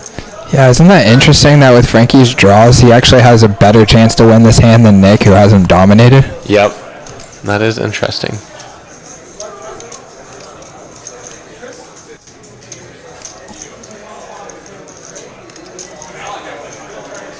I like Frankie's decision to bet this here. You don't want like 4 people really to see the turn, and you probably have the best hand, and even if you don't, like in this circumstance, we see that he still has a lot of equity against a top pair that dominates him. And he makes it bang bang right on the turn.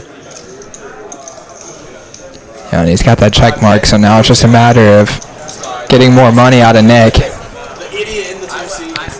He checks it here.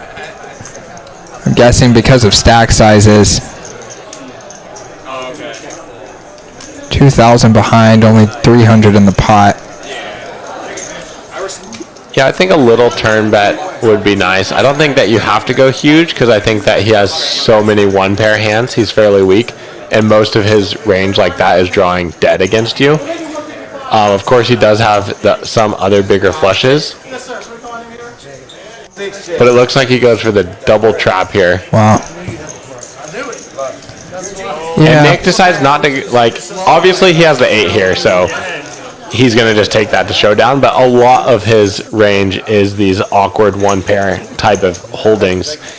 And Frankie was trying to go for the check raise, it looks like, against a value bet 2 pair or a straight at the end that Nick has sometimes, but obviously with his specific combo now it didn't work. But I like just continuing on the turn there.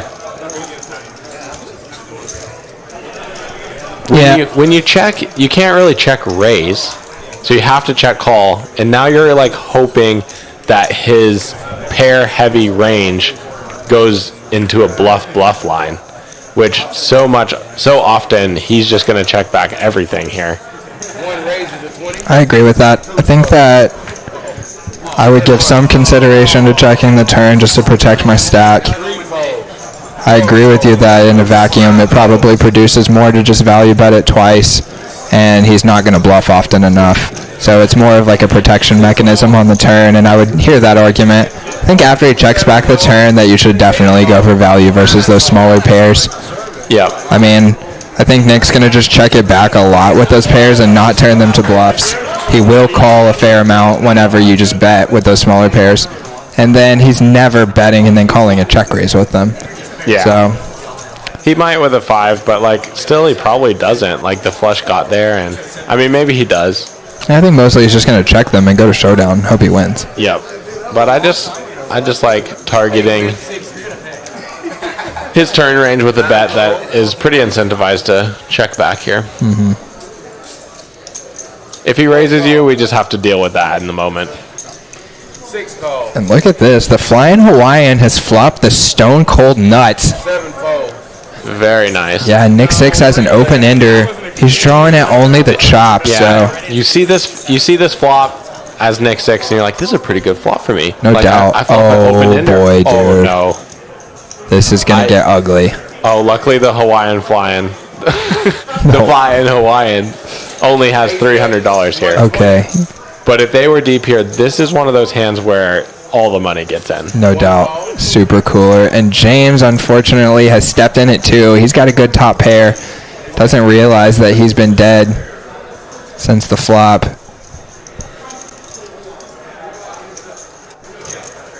And I'm fine with just keep roping him in with a call here. Yeah, being with in Nick position. Six. You can raise too to get Flying Hawaiian out. I think like raising, of course, is...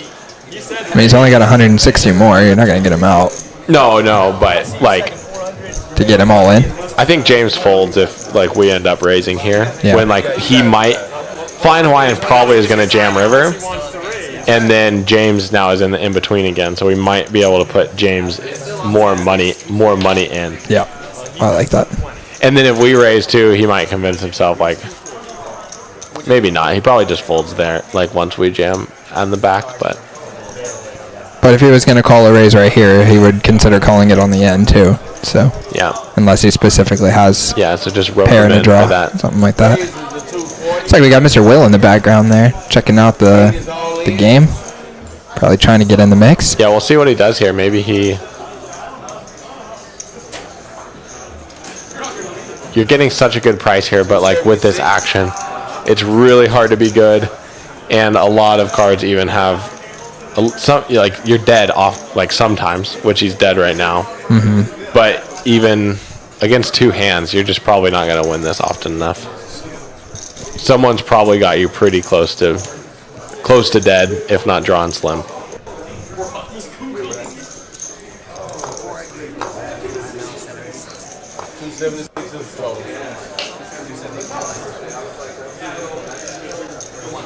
James thinking it through.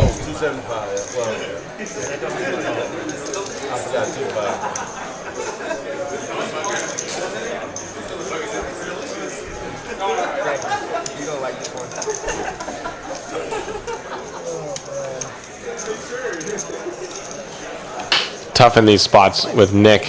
Yeah, he does find the fold. All right, one fold. Which just kind of proves my point. I think like calling one more time performs better. 35 more. Yeah, and the Flying Hawaiian, this is a huge score for him. He's going to double up plus some to a 1K stack. Nick Six only has a couple of chop outs here. One chop out, it looks like.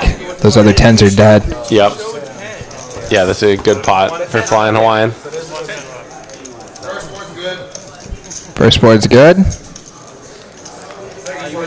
Second board's good. And that's a double plus a little. Almost a $1,000 pot for the Flying Hawaiian, and he is right back in the mix. Oh, yeah. He's been short stacking for a little bit, so I'm sure he's stoked to get that one. I'm like, those no cards I want to see. I'm done with the hand. Very good. I mean, yeah, that's great. With the rainbow board, I knew it. With 110 already out, I can't. Big Diesel now on the top of the charts. A couple good hands going his way. No doubt. Kind of quietly worked his way up there. Exactly. He won that Ace-8 of Diamond's hand, and then he also won that 10-7 of Diamond's hand. Yep. Nice. Good memory. Seems like an easy night when you make trips, make a lot, and then get in a pot with $1,000 pot and win with pair eights. Feels good. And all the decisions felt pretty smooth and easy. Exactly. It's just been an easy 1.2K little upswing. No, you can't get off your hand. You're a win. And you probably think it was one of the 10s I was hard for me to. Wolf Creek, the most snow in Colorado, is what Tricky Fish's sweatshirt says. Nice, good And spot. now that I remember, I think that's true. It's known for having the most snow in Colorado. Nice. Pretty good claim to fame. Colorado is quite the snowy place. Yeah, it's quite a bit of snow there. Known for their snow. Did you hear actually. that Buffalo had 7-foot snowstorm. That's crazy. I saw a couple of pictures from the football stadium, but I didn't hear 7 feet. Wow. Yeah, that's insane. a ridiculously big storm. Wow. Knock is happy here. I'll guarantee you that he has a hand to play. Oh, yeah. Yeah, we haven't really seen him in on the action much so far. Hasn't had much to play. Does pick up this one, just raises to 30. And I would guess this is going to be a multi-way pot because we've been having a lot of those tonight. I'd say that's a pretty good guess. And just looking at these spots, I see a bunch of face cards and cards of the same suit, which means $30. Heck yeah, let's see a flop. We're 6 ways to the flop.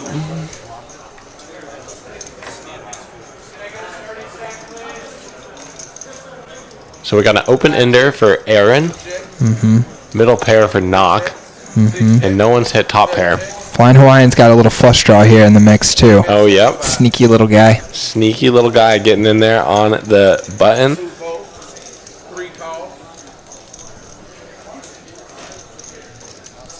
It looks like we have a lead.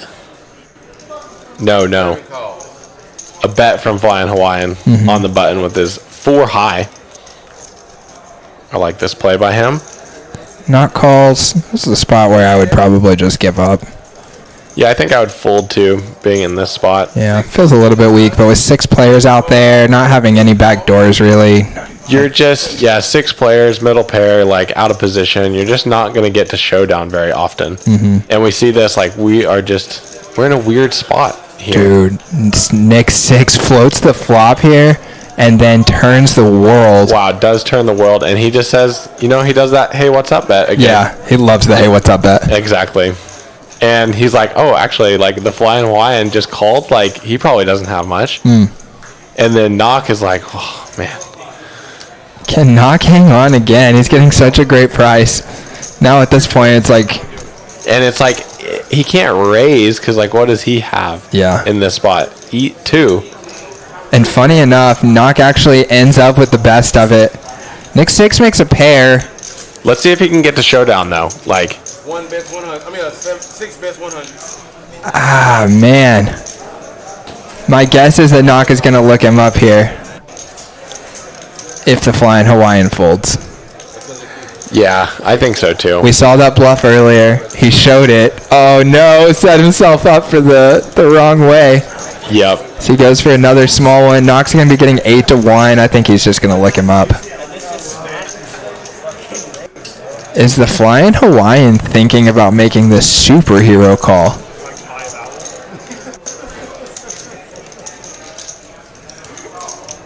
Wow. What would be really sick is if the Flying Hawaiian calls and then Knock folds and Nick 6 gets max value out of a worse 4. That'd be one of the most epic things I've ever seen. Well, they would just chop. Oh, yeah, you're right. Right? He calls. Oh, my gosh! Oh, no. Oh, Knock is going to be in agony.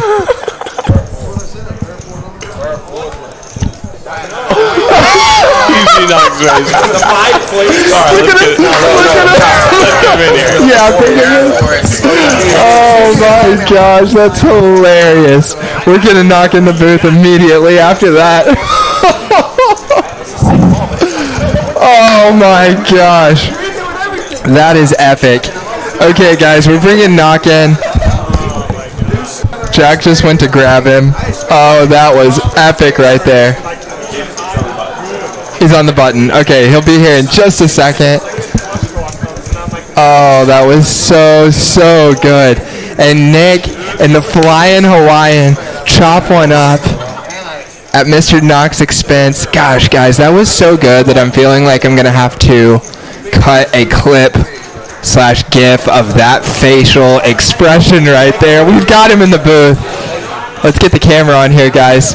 There he is, Mr. Nocturnal. Now, John, get your mic turned up here and then just listen to you tell us about what just happened in that hand where you made the fold on the river for $100 with the pair of 10s, getting about 10-1.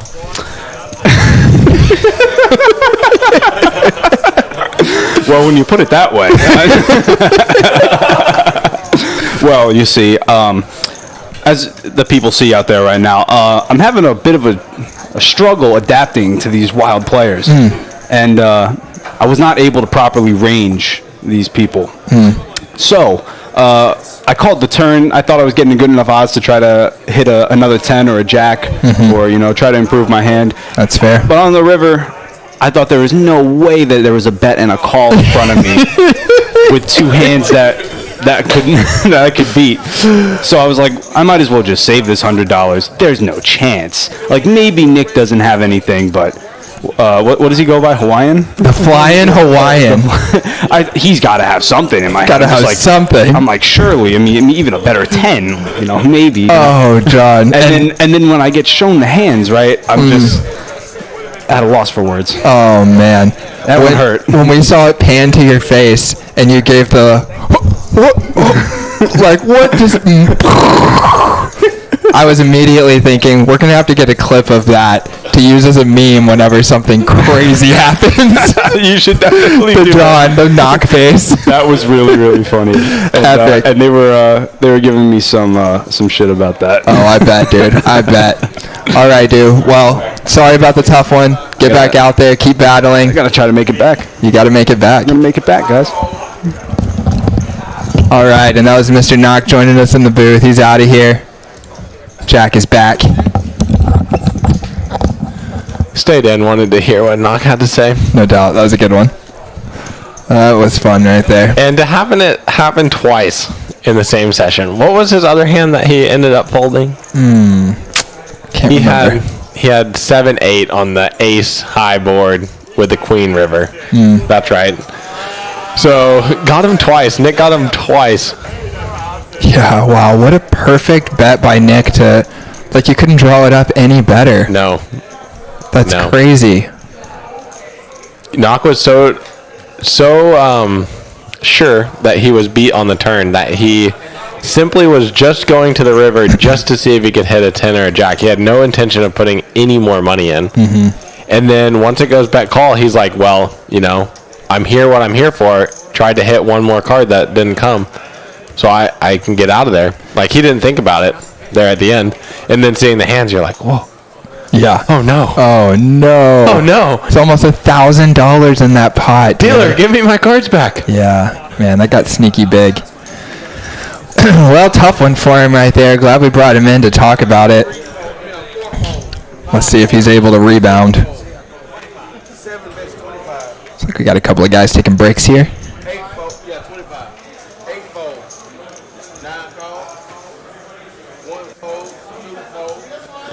The boy picks up jacks here, but everyone's like pretty distracted in the game.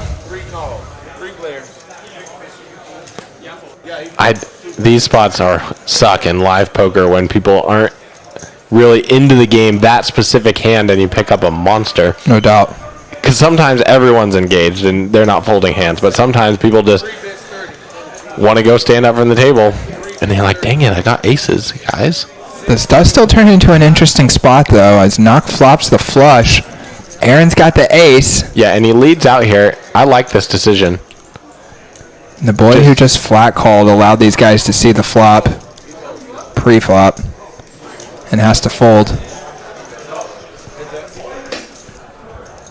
Board pairs does not slow down Knock, though. He keeps coming 75 into 135 or something, I think, like about half size. I like his line so far. I like betting these sizes twice. And that's a bad card. Yeah, it is. For Knock at the end. But I think Aaron might just check it back. If he decides to turn his hand into a bluff. No, he thinks it's good. Yeah. Not surprised by that. So I like Knock's line there. Aaron could have definitely stabbed there at the end.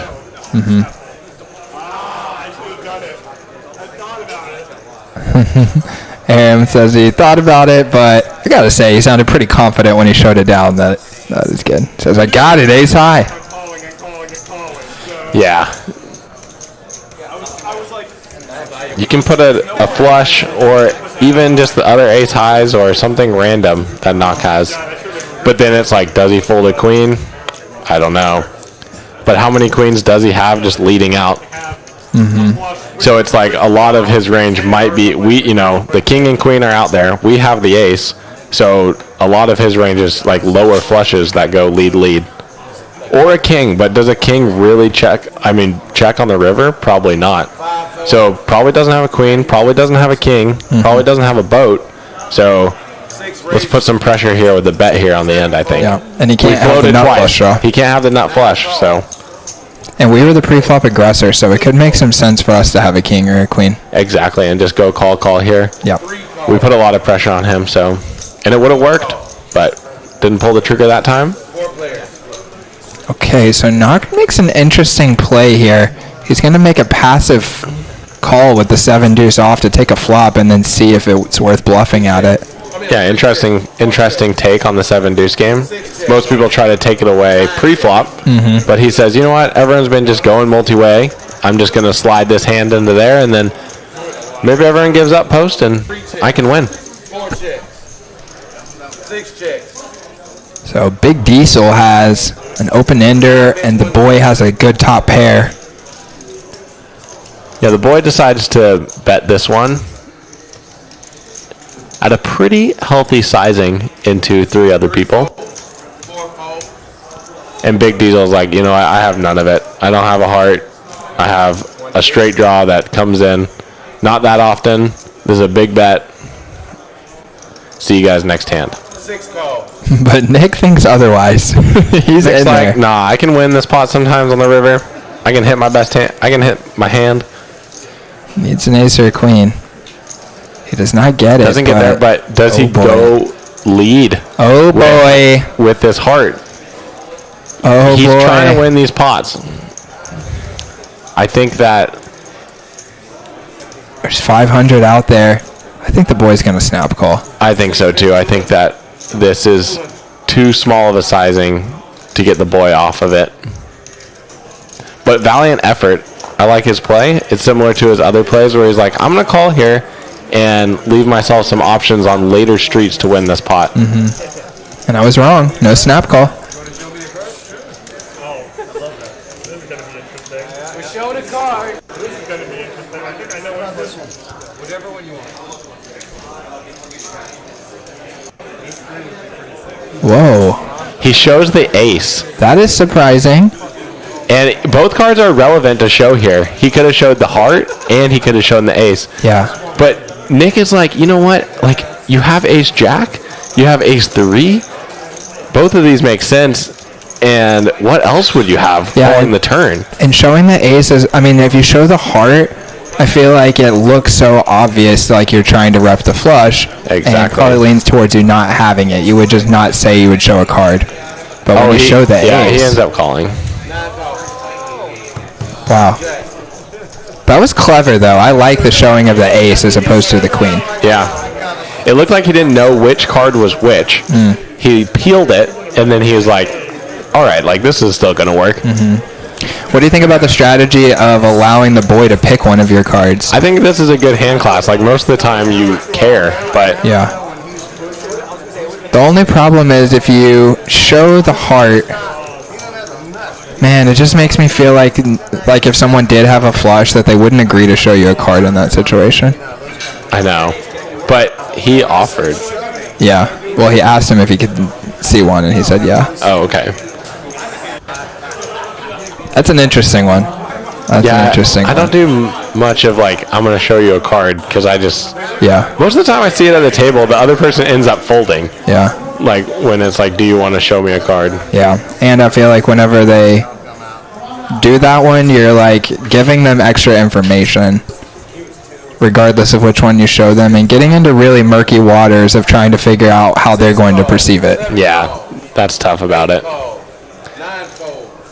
But going back to speech play, like, I feel uncomfortable when people talk to me in these, like, spots where, you know, I put out a bluff on the river or a value bet and they ask me, it's like, well, what do I say? Like, how are you going to perceive what I say? Do I say anything? How are you going to perceive me not saying anything? For sure, dude. And that's us being experienced players. You know, I'm sure that it messes with everybody. And if you can master it, I mean, I played with Will Kassouf at the World Series of Poker this year. Yeah.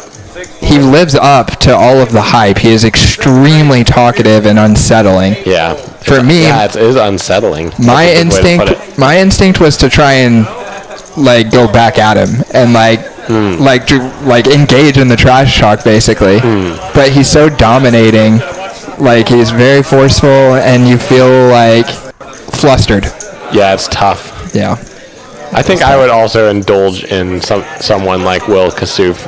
If you sit back, like, I think it's better to go after them. Yeah. Also. For sure. He was kind of running some of the other players over, which is wild to watch, you know? Yeah, that isn't. I've never witnessed a player like, I mean, he's definitely the most well-known talker at the table. Yeah. But we had some guys like that in the past, too. That are more chatty. For sure. Phil Hellmuth is a big one. Yeah, for sure. Patrick Antonius, not so much. Yeah, no doubt. Yeah, different ways to get the job done. Would be really $20 double straddle here. Let's see who can pick this one up. Hold on 1 second. Let me know when you're ready. You got the 7C straddle, this 8C double straddle to 20. It's a straddle, double straddle, pop, pop, pop. It's a straddle, double straddle, pop, pop, pop. All right, we're back in action here. I love it. We need to do a poker boy band. Oh no, Knock walks away when he's got queens. Oh boy. That's agony. That calls for a needle. And Tricky Fish opens it up with King 10 suited. 80. 7-fold.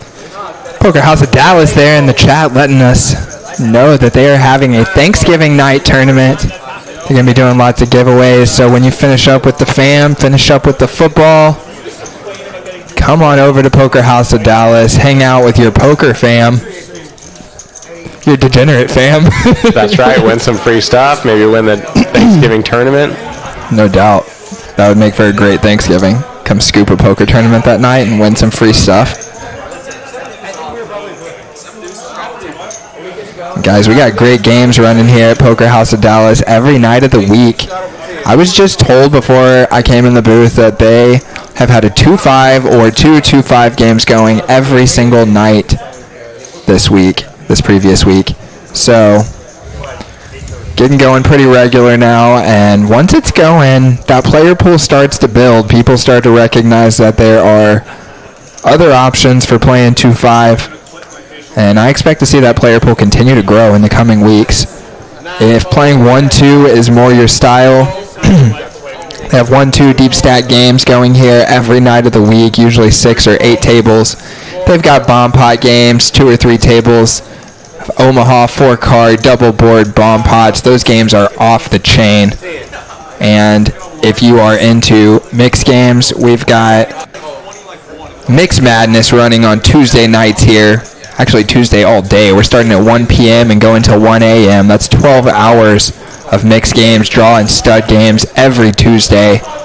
And then for your poker entertainment, we are here every Sunday night for the Next Gen Poker weekly live stream, 2-5 cash, 1,500 cap. We're calling it Savage Sundays.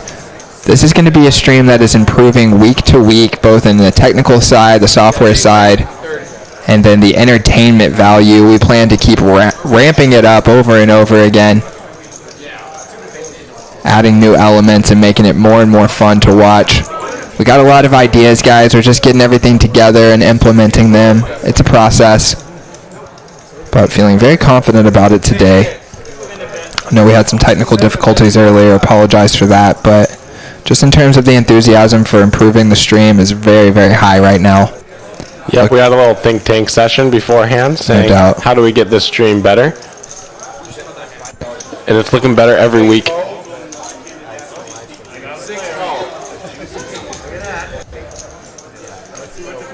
But always we would take advice for the stream. What do you guys like seeing? What do you guys like us talking about? Any advice is always welcomed. Tiny giving us a little love, says Nick and Jack are the best. Love having you guys in the booth. Oh, thank you very much. Appreciate that, Tiny. Yeah, that's very nice. And also says Scotty Wynn is a big talker at the table. Ooh, nice. Yeah, that's a good one. Yeah, that is a good one.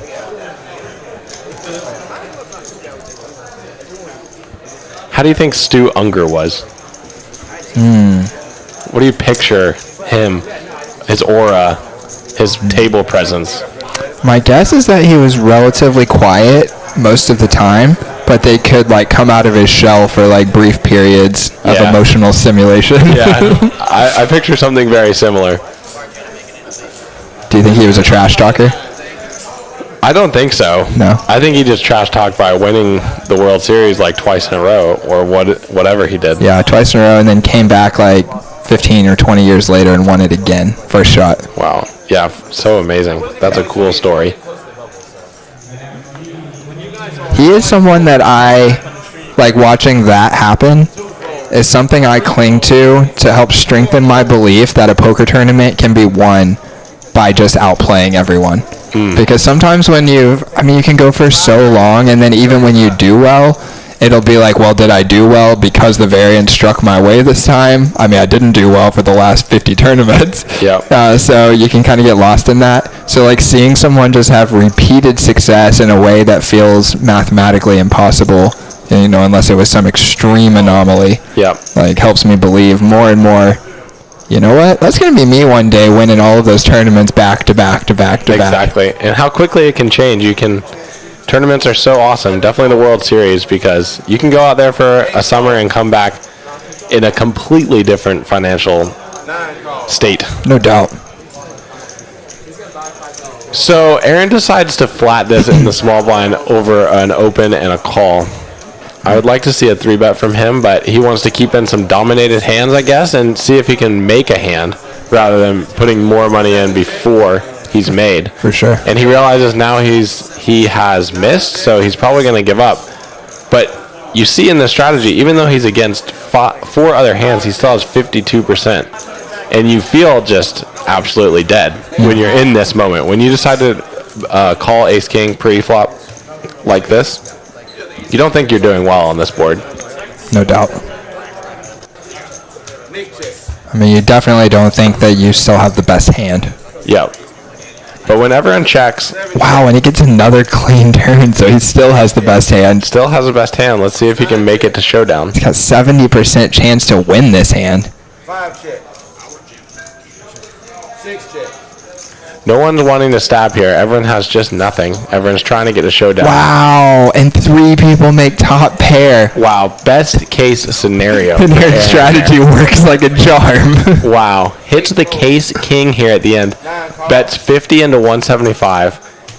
And now this is such an awkward spot for Frankie here. He chops against the kings, but who has a 10? Either. So it's like, is Aaron betting with nothing and the boy calling with a 6? Mm-hmm. But you're also getting such a good price with top pair here at the end that flicking it in is not going to be wrong, probably. But could make a fold. There's an argument for a fold, but yeah, I'm with you. He does decide to call there. And you can see those chip counts. Frankie's going to tick down just a little bit, but he's still sitting on the second biggest stack at the table. Big Diesel just sitting up there in his big diesel truck, being like, you know what? Nice. I'm winning this game. Love that.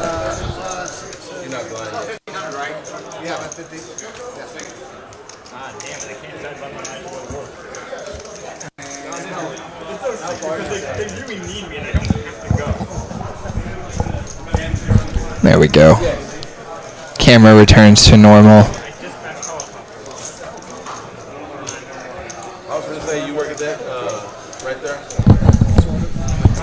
See Tricky Fish counting out his stack here. You don't see people doing that when they got a mountain. Yeah. If Tricky Fish had one of those big old stacks that he's had in the last couple of weeks, you wouldn't see him be counting every dollar. Mm-hmm. But now he is, and you can see that he's a little frustrated right now. Yeah, look at that body language. Yeah, he's sitting back. He's like, you know what? Haven't been winning tonight. Haven't gotten any good spots. Got set over set. And his body language is saying, like, pretty dejected. Yeah, isn't it funny how your perspective on the entire game of poker can change from moment to moment, even after you've been playing for a decade? For sure. Like, in one moment, you're like, this is the funnest game in the world. And then the next moment, you're like, this game's so slow and boring. Yep. So Aaron decides to 3-bet the ace-king this time, being on the button, and it's way more pretty because it's suited. Nick is going to call his 3-bet. Yeah, and neither one of them flop anything, so if Nick wants to be aggressive, turn his total airball into a bluff, it might get the job done. And he is going to take a stab, but Go it's for $20 here at the end. Just a little block bet at the end. Says who knows what's going on. And that would have put Aaron in such a funny and awkward spot if he actually had a worse hand than king high. And he gets bet 20 into 300 at the end. Does he just fold or decide to try and bluff at it? If who? If Aaron there at the end on the button. If Nick bets 20 into 350 or whatever. Yeah. And Aaron has worse than king high. If he just has like a 10-9 suited or something. Yeah, I don't know. Like, you get so tempted in these spots where you're like, well, I was going to give up and, like, just, like, not try to win this pot, but he bets 20 now. Like, I'm a little tempted to go after this money.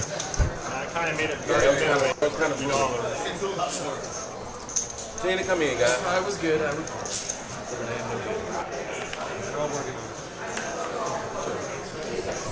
And Tiny giving us a couple of great examples of local people here that fall into that category of it seems like they transcend tournament poker variants. Okay, who are we talking about? One is Mr. Eddie right here. Who says been running deep over and over.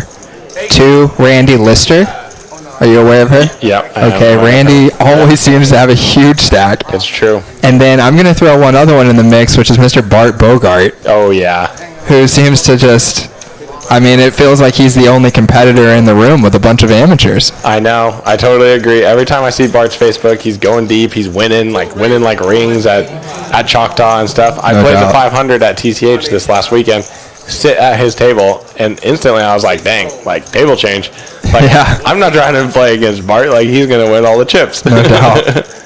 No doubt. I'm going to add one more in. Yeah, let's hear it. Simon Webster. Okay, nice. Yeah, that's a good one. He at least got second in the 500. Really? Just this last week? Just up yesterday.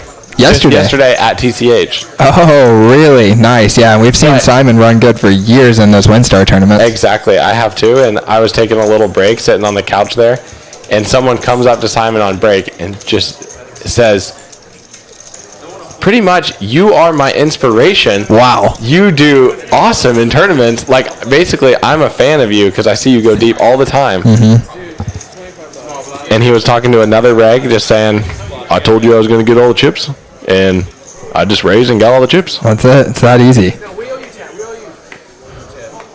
It's weird. I've been trying that same strategy, just raise to get all the chips for years, and it just doesn't work the same. Yeah, exactly. It's just like, it's pretty hard to get all the chips in a tournament. All the chips. You have to get all the chips. Everybody's starting stack. 4 raises to 20. 5 fold. 6 fold. 7 call. 8 call. 9 Got Poker Monkey sharing his story with us.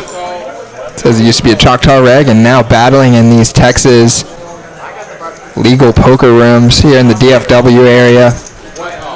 That's awesome, dude. These games are off the chain. Yeah, it's fun. It is a battlefield. I like that word that you used. Like, people do go in there and we battle.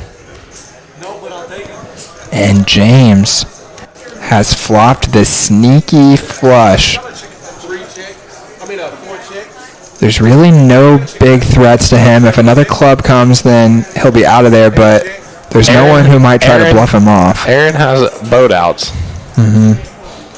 Who's probably not going to go away too easily. 1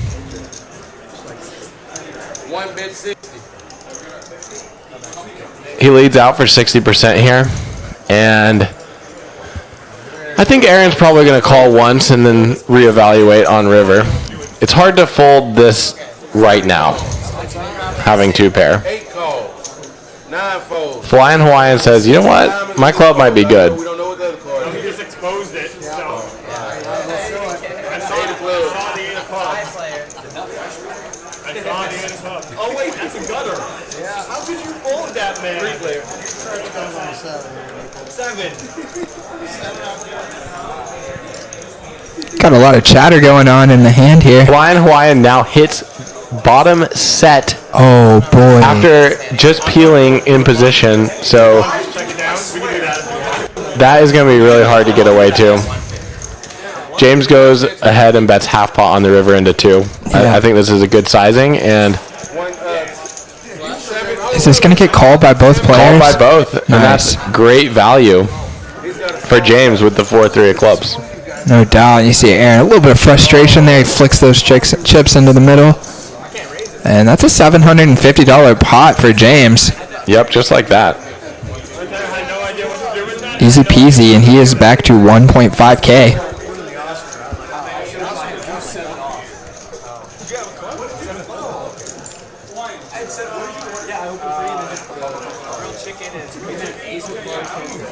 Looks like a little food order going in. That's nice.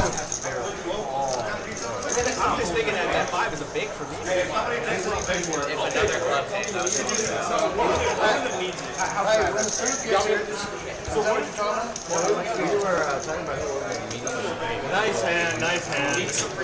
I didn't know what to do. I popped the bottom. Meat Supreme Pizza. That's what the boys are eating tonight. That sounds good. Yeah, it does. I should have eaten a little something before stream. Oh yeah, I'm getting the rumbles. Yeah, get the rumbles over here too. I thought about it. I was like, I'm gonna run a Whataburger before the stream, and then I was just didn't even think about it once I got in the room. 6 call. 7 call. 8 call. I know, right? 9 call.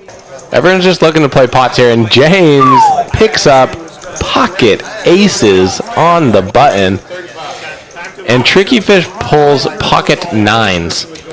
So with all these limpers, I actually like starting a train of calls here in this spot with pocket 9s. Flopping top set or a set of 9s in a 7-way pot is so valuable. But he decides to ISO the button here, which is probably going to get everyone to fold, and now your head's up against a raising range. And playing 3-bet pots out of position with 9s is a rather hard task to do. Yeah, I think both options are worth consideration. I think so too.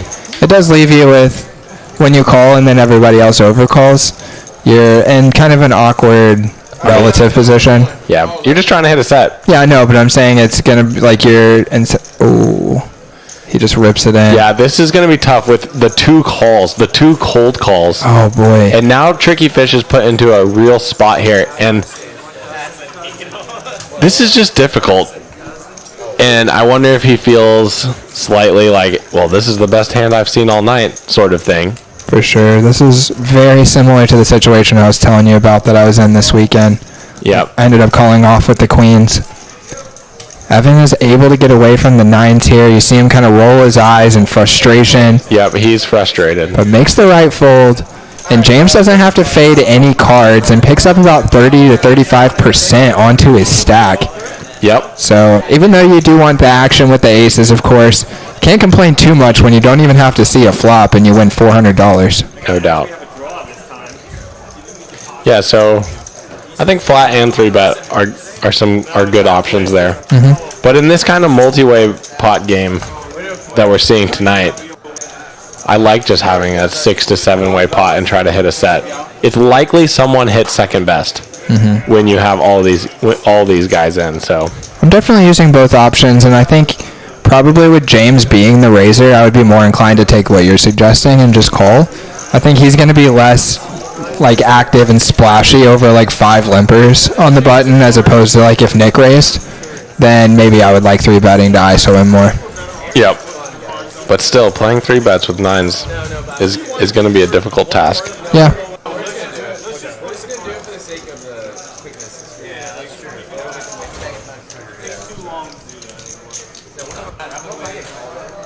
Looks like they're doing a little flip.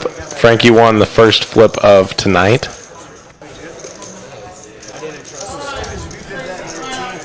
Got Kimmy Stone in the mix saying, hi all. Hello, Kimmy. Should call you Kimmy. Don't look now, Detroit's going to come back in the division. Says the sound's been better on past streams. I'm not sure, Kim. From our end, it feels exactly the same in terms of the controls. We're using the same headphones on the same equipment, and I don't really have the capacity to change the audio controls very much, just the volume up and down. We'll have to do some testing this next week and get it figured out for next week. Hopefully you can hear all right, though.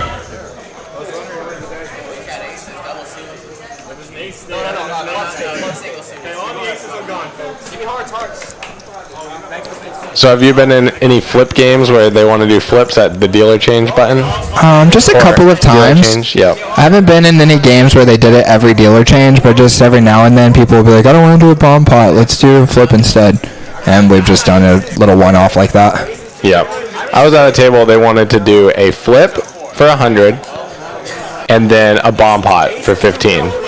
And we did it a couple times, but it takes so long. Yeah. And like really the flip, in my opinion, is like kind of useless because we're all putting in 100. You're like coaxing some guys to do it anyway because it's not like everyone wants to do it.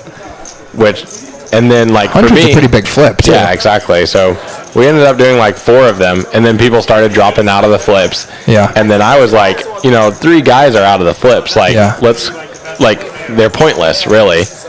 Yeah, I'm thinking more like a $30 flip or something. I know. I was pretty surprised, but these guys were just one to flip.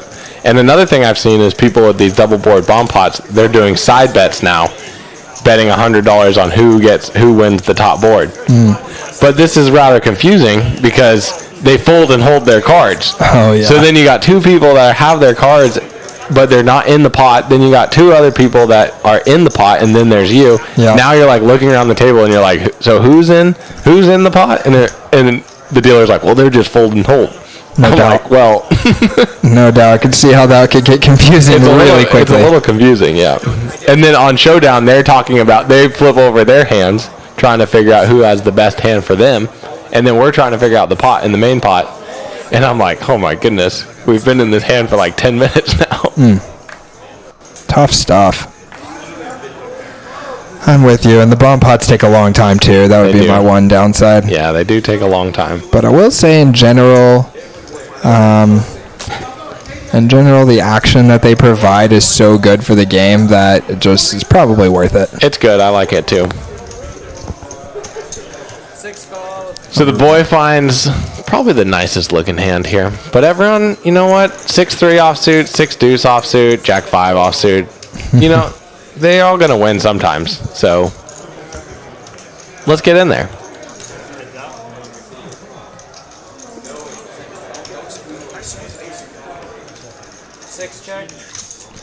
Nick not flopping anything here, which often happens with the 6-3 offsuit. You don't flop much most of the time. No doubt. But when you do, you get stacked. I mean, you stack someone. He just gives up on this one, and the boy who had flopped the nut flush draw takes it down. Getting some more feedback on the audio. We're trying to play around with it, guys. Can continue to tell us. Maybe we just need to talk a little bit quieter, too. Could be part of it. Is it too loud? Yeah, inside of our headphones, it feels like very reasonable level, but we're getting a little feedback that it's too loud. Okay. Well, maybe we can whisper a little bit. Yeah, would you guys like us to make this a ASMR video where we just talk? Oh my gosh. Let's just listen to the sound of the chips clink around for a moment. The other idea is to do a 5-10 1K cap. I went to 50, but I haven't looked yet. Short stack 5-10. We're getting all the comments in now. Yeah, here we go. We've got Aaron coming in with a 150 raise. He hasn't looked yet. Just kidding. Oh, he hasn't looked? He's blind? That's what he said. 7. I believe him. And Aaron, he's got the 800 stack. I mean, this is pretty risky. Just go ahead and stick the 150 blind raise in. I think it's just 50 blind okay. raise. Gotcha. James decides that Jack 10 offsuit is good enough to be involved, but he doesn't necessarily want to raise either. He's just going to play the pot rather than try to take down the dead money now. Just see what develops, and you're in position against 2 now. And don't really flop anything here. Nick's going to lead out with top pair. Aaron is, I think, probably going to look at his hand now and realize that he has bottom pair. Okay. I fold, but keep the cards here for a second. You do it. We still got action. Hold on. You call or no? James decides to float this. He's like, I'm in here in position. I got some. Oh, no, he doesn't. I thought I heard the dealer say call. You raise it back to the worst thing. I can't believe you're wrong. That's actually the worst. Alright, that's it. Thank you. Gotta go to work. Yeah, I gotta go to work, I think. Looks like Aaron has to go work. So he's getting out of the stream. Dang, tough job starting work at 9 p.m. on a Sunday. Yeah, I wonder what he does. I don't know. Maybe it's something poker related. Yeah, I know. Feels like Being a poker in schedule. the poker community, yeah.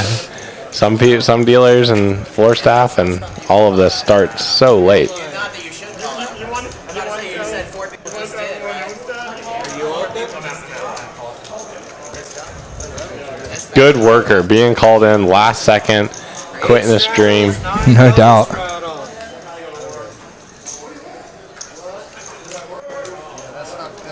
He works from home, he just said. Okay, so could be an emergency. Could be an overseas company. Maybe. I don't know. Maybe it's a secret. Yeah, maybe it is. It sounds like a secret. Yeah. Maybe it's not work. Yeah. Maybe his girl hit that line, said, come over here, baby. He said, all right, I'm quitting everything. I'm out of here. No more poker stream. Oh, well. Over. I'm out. See you guys. Gotta go to work. Oh, boy. Gotta go to work. Love it. No one flops anything here. It's just going to be the one with the biggest heart that's going to win this one. At a certain point, though, you're also kind of rooting for the guy to get away. You're like, it's been so long. 8 call, 9 fold. 3 players in. Oh, but 3 people see the turn. Yeah. 4. There's 3 players in.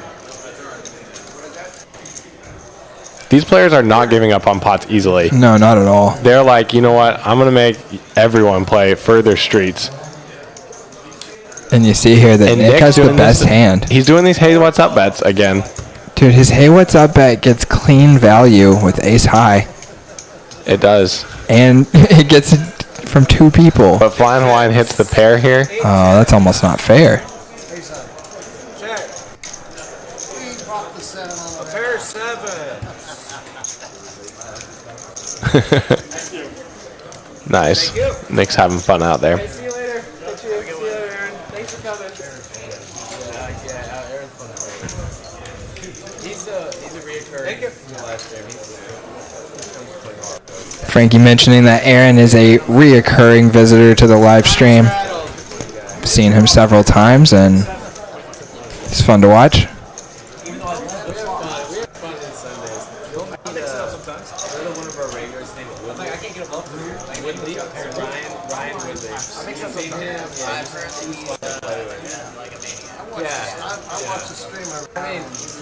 They're talking about my favorite player, Woodley, right now.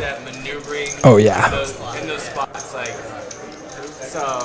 I'd say Woodley is like sort of the first guy that pops in my mind if you ask me, like, who's a super villain to the Next Gen boys. Oh, yeah. Like, yeah, he's just like the guy who is going to ruin your night with... He got them last week. Oh, yeah.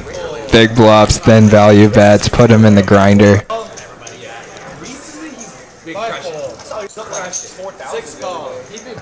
As Frankie is saying right now, that Woodley has been absolutely crushing. If you're out there and watching, Woodley, looking forward to having you back in the mix. Old school muscle car. I get this I'd like to get a 67 SS Camaro or Tiny telling us a little story. 700. Says that he was playing in a big game a few years ago, and a guy wins like a 5K pot, and then just racks up all of his chips immediately and says, "Sorry guys, I have to go sell a house." So he said Aaron probably went to go sell a house.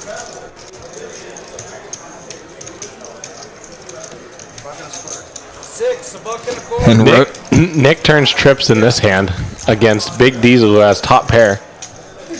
And I don't see... 325. Oh, wow. Big Diesel decides to go for some value here against on the turn queen and raises his 125 to 325. I wonder if he's going to keep going for value on the river, or if he's going to just take this as kind of a block to the river and just check it back.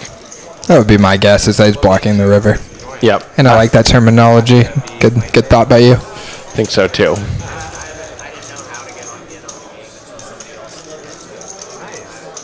And even with a queen here, Nick just probably has to call, which it looks like he is going to.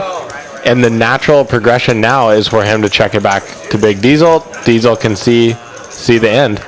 For sure. But to be fair, we have seen Nick go with the lead several times. He's capable of it. Nice. And wow. He is gonna do it. What's normal? Nick doesn't care. Yeah. I love this leading on the river from out of position from Nick. Like, his strategy has been awesome tonight, and it's putting people in unfamiliar situations. Big Diesel's like, I'm going to raise now so I can just check back river without facing a sort of bet. Yeah, dude. And Nick decides not to shove. It was a $325 raise on the turn, and now he comes with $300 on the end. So he is really putting Big Diesel in the grinder. Yep. And I think based on some of those plays Nick had made earlier, he might be earning that big call. That's right. He talked about it earlier. He said, I'm going to show these bluffs to make these boys pay me off later in the stream. And it looks like it might work like a charm here. And it does. Oh. Great line. Boo-yah, he says. Wow. And he wins the $1,500 pot, playing it perfectly. No doubt, dude. No doubt. That was a cool line. I liked it. Yeah, it was. I'm wondering if I should talk to Nick about that one. Talk about how he trapped up. Yeah, like leading earlier. up to that point. Then how's it feel to get it in? Yeah, for sure. Yeah, what do you think? Yeah, let's do it. Let's do it. We're going to bring Nick back in for just a second and ask him about that pot right there. How he had set the trap over and over again and then decides to lead. I also am going to ask him if the board didn't pair on the end. No? So I'm going to, I say we let him eat. Fair enough. He just got his food delivered from, I'm not sure what they ordered tonight, but he was just about to like open the lid when I went out there. So I decided not to call him in. Good call. And when he does come, I want to ask him, like, if that board didn't pair, if there wasn't a double six on the end, would he still be leading? Yeah, for sure.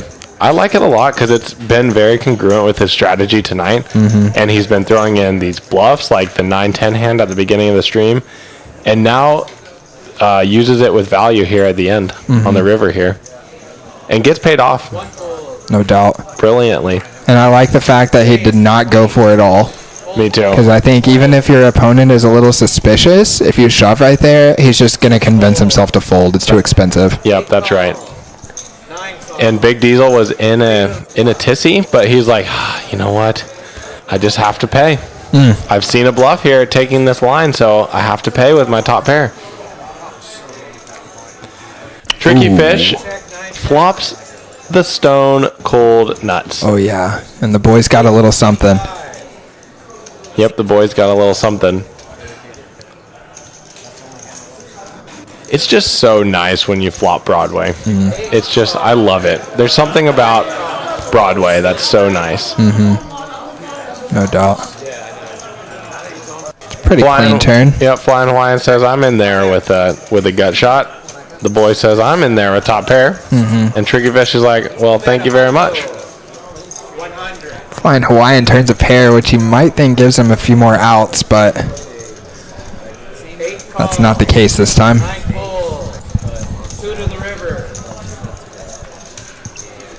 No chop outs for Flying Hawaiian here. But going to be tough to get another street for Tricky Fish. Oh. Uh-oh. Uh-oh is right. Okay, so he's going to use his king of hearts to lead. And Tricky Fish snap calls. Not going to work this time.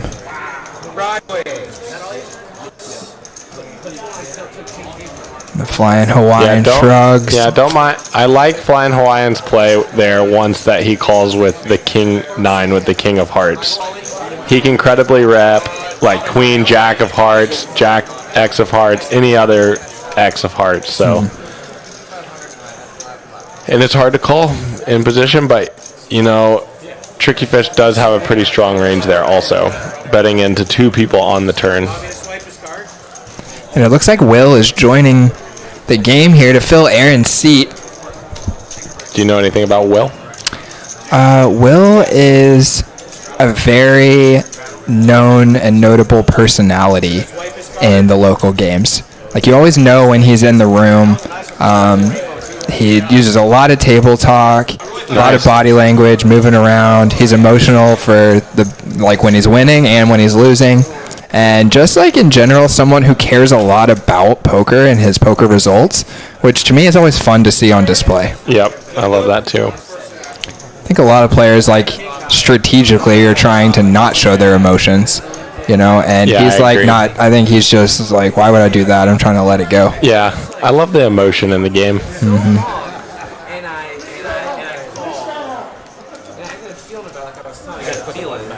He's also a good player, smart guy. Studied player who's definitely trying to make some moves. Making some moves. 8 calls.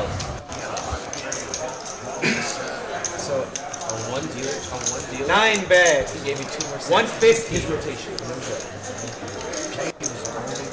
Got a hijack open here, a couple calls, and then a squeeze with ace queen suited from the boy in the small blind.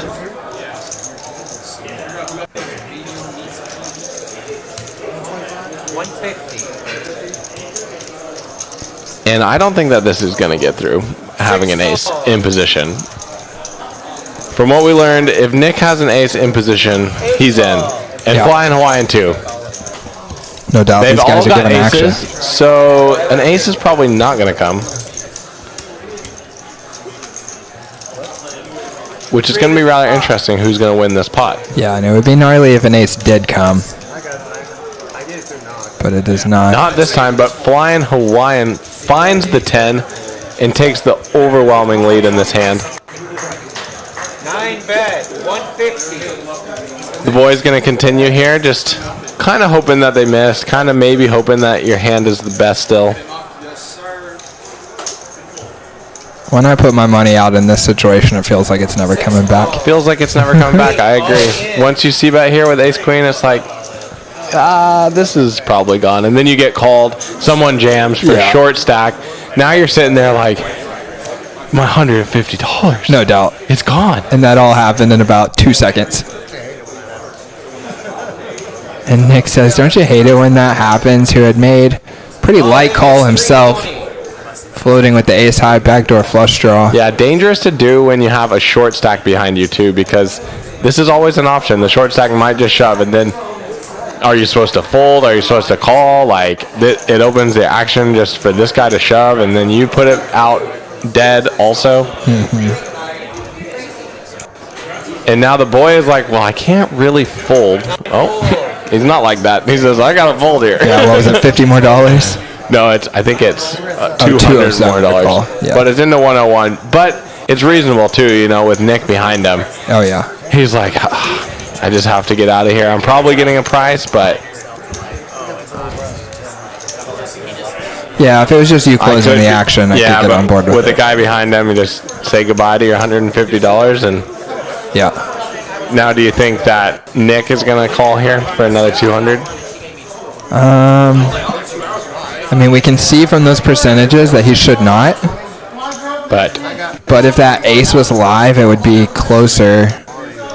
I mean, I would fold, but I probably would have just folded to the first bet. So Yeah, it's tough here having an ace, getting such a good price. yeah, you're getting a little better than 5 to 1.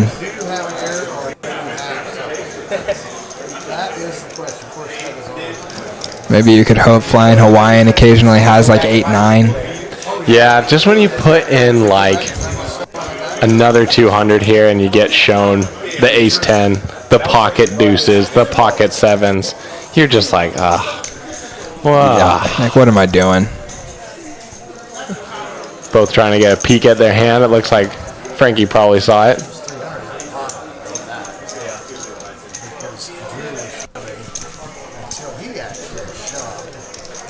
Well, when he tanked, I was like, oh, he doesn't have aces. Could have a set, I could have top two. Could have both pair. But you have it snapped also, you don't have. We can hear these two guys working through the hand together. Oh, yeah, I know. I like that. And I've already got so much in it. SBR, I could also be very tilted because I just bumped into my man over there. Oh, I think you said the larger. I will show you regardless. I'll take that. You good with that? Nick's still thinking about it. He's been in a couple tanks tonight. Yeah, he has.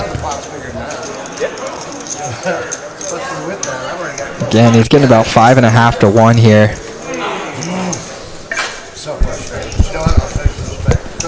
Oh man, you're way behind, bro. I got top 10. You're ace dead. You're 6 dead. Yeah. And there they are, talking through the strategy of the hand and now revealing to each other. Nick makes the right fold. Flying Hawaiian doesn't mind.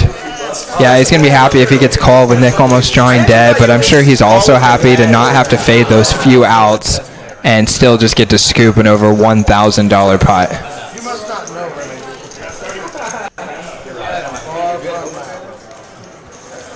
Because there's just about no worse experience in poker than Nick calling you right there and then drilling that 9%. That would be agony.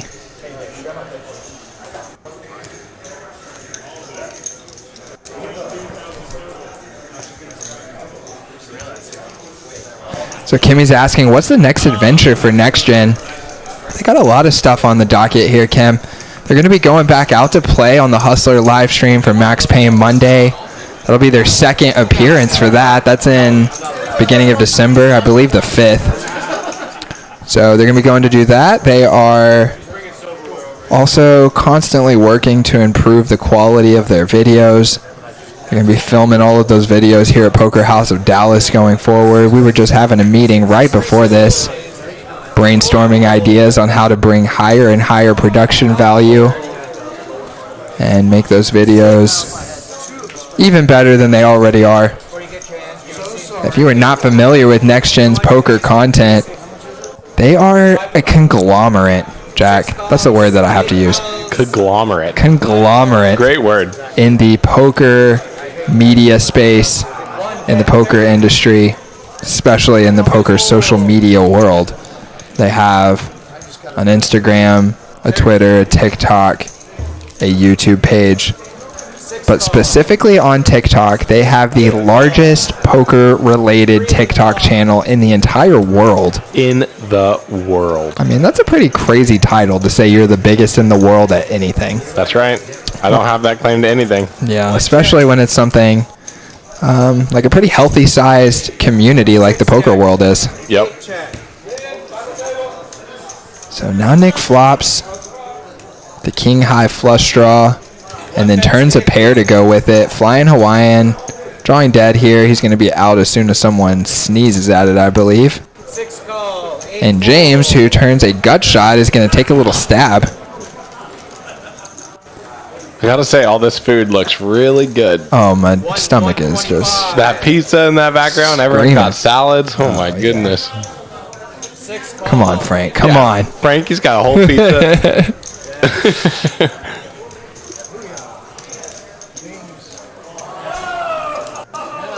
The jack is a great card for Nick here at the end. He gets double value, turn and river with that jack coming. Offsuit jack, what a perfect card. No doubt. And Nick wins another one. It's been an up and down night for him, but mostly ups. Like his green glasses. For sure. I like everything about his look, honestly. Yeah, it's great. That is why they call him AC Nick. He is ice cold. Ice cold. Ice cold. Doesn't he own an AC company? He does. He talked about it for a second when he was in here. I forgot to ask him the name of it, but he said he's been doing it for, I believe, 38 years is what he said. Yeah, so if you need an expert, guys, that's AC Nick. Nick 6. Yep. I almost got into the HVAC system world. Really? Corporate world. Really? Well, they recommend mechanical engineers go into some HVAC. Interesting. So I was encouraged to put my resume into some HVAC companies. Did you explore that option? I thought about it, and I decided no.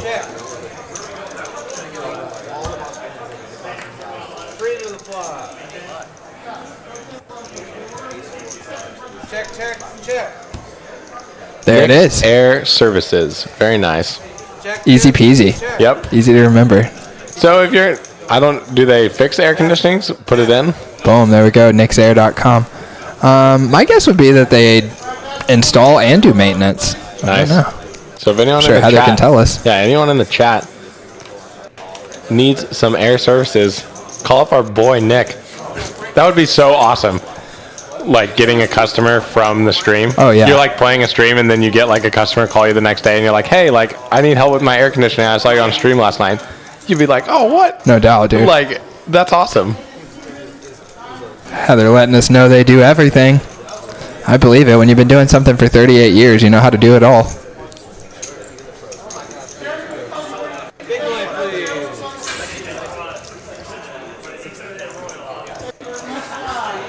Yeah, so this is why I didn't bring Nick back in the booth earlier. He was chowing down. Oh, yeah. Like everyone is. Everyone is chowing down. Oh, they're just rubbing it in our faces. It's hard to get a hand like now because you don't get action. Like Frankie right here picking up the ace queen under the gun. You're under the gun. You raise. You're eating. Let's see how much action. Probably still going to get action in this game, but He's going for the limp and potential back raise opportunity. I think it's going to get it limped around. Yeah, I could see like changing the strategy up a little bit because of the food. Saying that might be a reason to push me towards just raising instead of setting a trap. It does work though. Flying Hawaiian's going to raise it up. Tricky Fish just folds. Okay, he folds the H-Jack off on the button, which is not crazy, but I would be surprised if that wasn't partially influenced by the food. I like.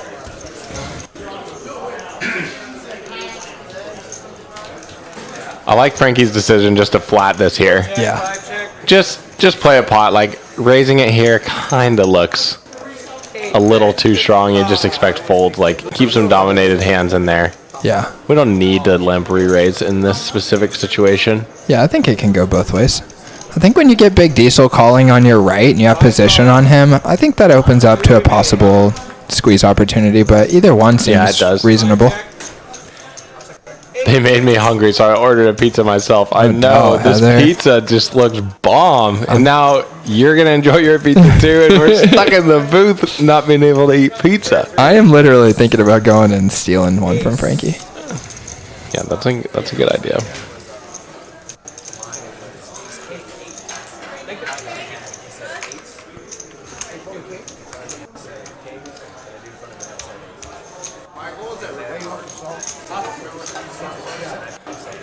Looks like Flying Hawaiian c-bet the flop, and then it just kind of went call, and then checked down to the river, and Frankie is going to take this one down. Nice little $240 pot, kind of sneaks up on you.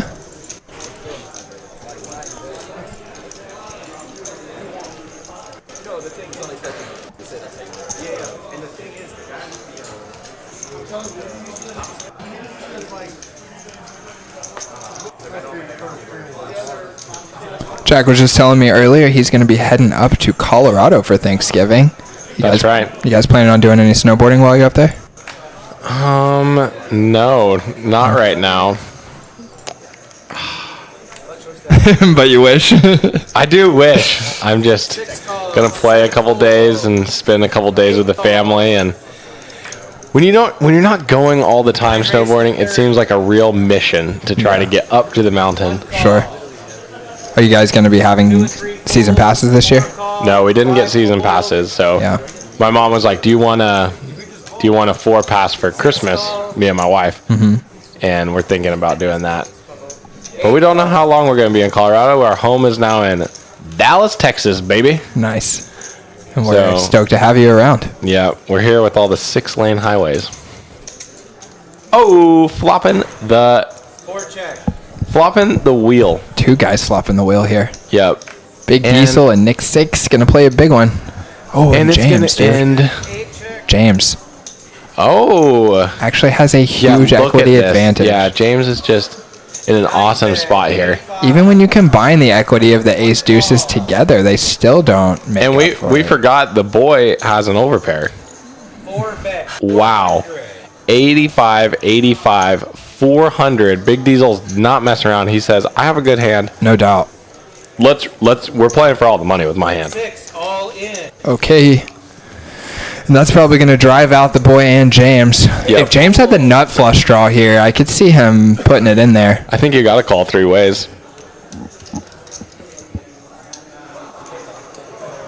Yeah, especially because you would have that gut shot to go with it. Yep. But we're going to see another chop pot, I believe. I know. That is slightly disappointing. I'm not rooting against you, Big Diesel, but Diamond would be sick. No doubt. And you see that 4% equity difference between Nick Six and Big Diesel, and that is because of those backdoor flush draw opportunities. When it comes 2 diamonds in a row, and then sends Big Diesel packing with a pit in his stomach. James is like, "Oh my goodness, what the heck? Do I have to put in all my stack now to realize my flush draw?" Yes, you do, James. He's just like, "What the heck? I'm not doing that." Oh, look at that face. But you're in He knows pain. the answer, though. And now Big Diesel's like, well, I could be dead. Like, you just ripped it in on the flop over my massive check raise. For sure. Like, sitting here with ace deuce, I am not happy. But then you're like, you know what? You could have a set. You could have some combo draws. Like, you just gotta, I think, stick your money in the end here. But you're not stoked about it. No, it's going to be about 1.3 for him to win about 2.1. So his price is not incredible. It's not bad either. He calls. Prediction that they are chopping is correct.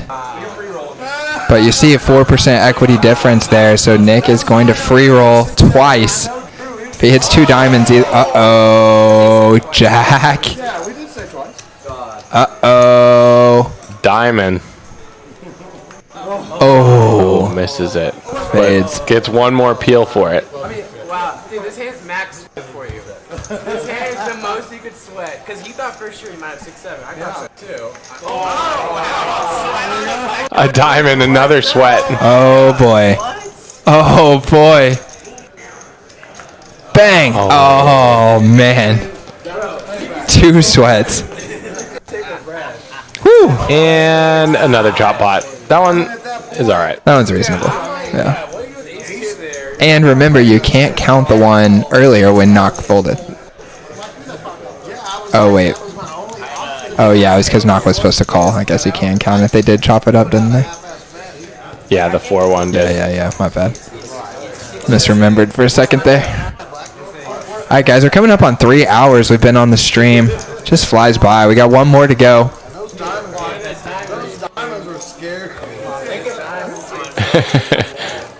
He's talking about his own hand, right? Those diamonds are scary. I guess so. Scary for the other guy. You're happy to get your money back. Poker just changes so quickly. You're like, I flop the wheel. I'm going to check raise here. Then you get cold 3-bet on the flop, and you're like, oh no, am I about to get stacked here? And then you put it in reluctantly, and then you're like, oh phew, they have the same hand as me, and you get your chips back. So you feel like all the feelings. A roller coaster in about 30 seconds. Exactly. And then you got to sweat both boards that you're going to get quartered. Every time I've sweated. Yeah. What would be really sick is if it came 4 diamonds. Gotta love those moments in poker. They run it 3 times, lose all the time with like a 10% or something. No doubt. You see those videos and you just, you gotta chuckle a little bit. You watch it and you're just like, man, sucks to be you. Yeah, there's one legendary one of Phil Hellmuth getting into a huge pot with, it was like a loose cannon concept too on one of those TV shows. And yep. Guy's got like 10% and hits 3 out of 4 or something. Sweet. Awesome. So we got a raise from +2 from the boy with ace-6 of diamonds. And now Tricky Fish comes in with the 3-bet to 80 with ace-queen off. Yeah, here we go. I was hoping we'd see some more of these dynamics tonight. They haven't really lined up for us, which is to see some 3-betting going on between some of these guys who are more aggressive and reggy. Oh, wow. What a hero. Wow. Are you kidding me? Wow, thank you very much. Wow, thanks, Nick. What a legend. Look, hey, there's one in here. There's a... Wow, and Mr. Nick, AC Nick, ice cold, delivers on the goods. That's awesome. Heather, Sends us thank you so much. Yeah, and Heather put in the bat signal, and the food has arrived. Heather, you are the greatest.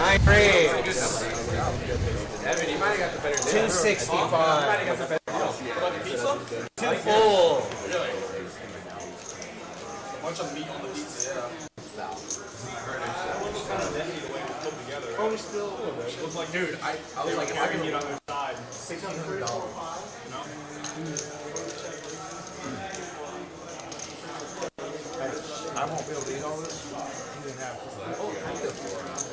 All right, Nick is going to chow down real quickly, and I'm going to commentate this action solo.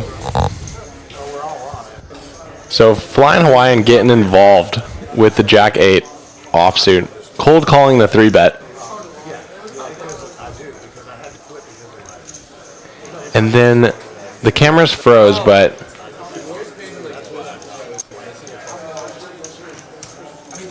wow.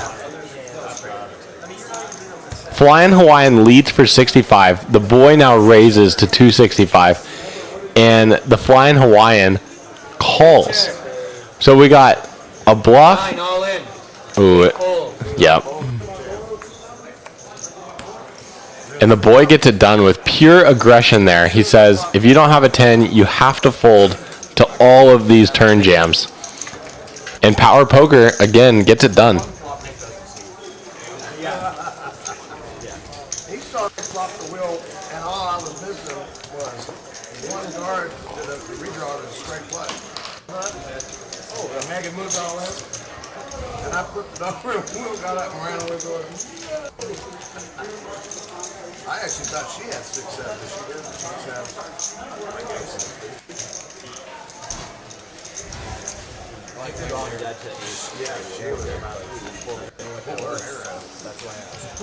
Yeah, we haven't been seeing too much 3-betting tonight. A lot of the game has been opens and everybody just wanting to see a flop. So we've seen a lot of 4, 5, 6-way pots here tonight. Just everyone kind of wanting to see flops and play post-flop. Kind of similar to how my PLO games have been going lately. Everyone just wants to see the flop. 8 full. 9 call. 1 raise to 20. Full, 4 call.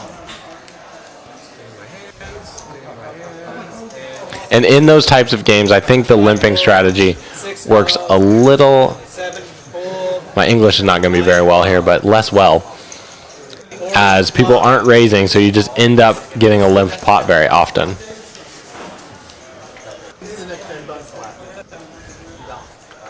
We go 3 ways to this flop. Oh, maybe 4 ways. 6 check, 9 check. Oh, premature flop. There it goes. James has flopped top pair, and Big Diesel has the open-ended. 1 bet 45. This could get dicey. 45 to go. James bets kind of small on the third sizing into here into 2 people, which is realistic bet. Like it. And then Big Diesel just calls in position, makes James play a little more out of position, and Nick decides to overcall as well, thinking his ace high might still be good. It's a cheap bet.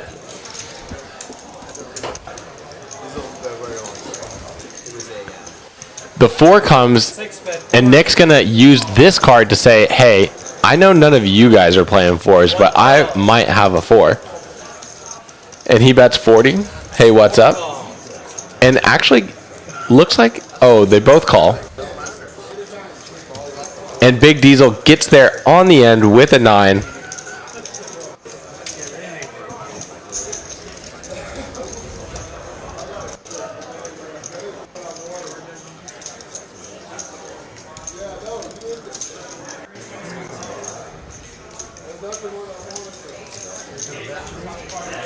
Your first step.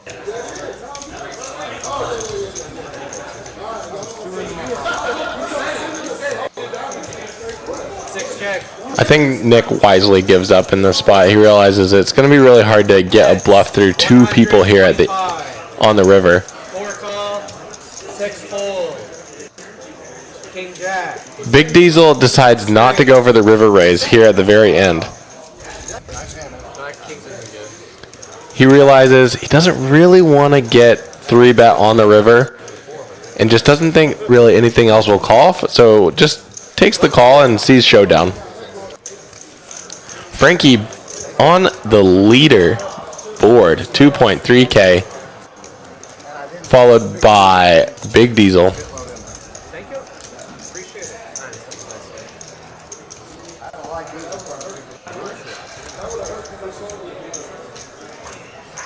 Nine straddle for 10.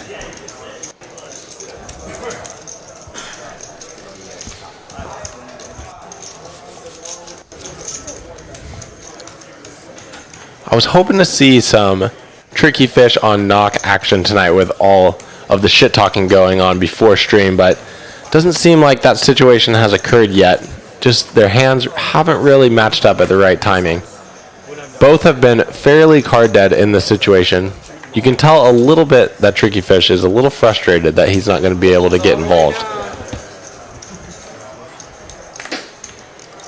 7 raises to 35.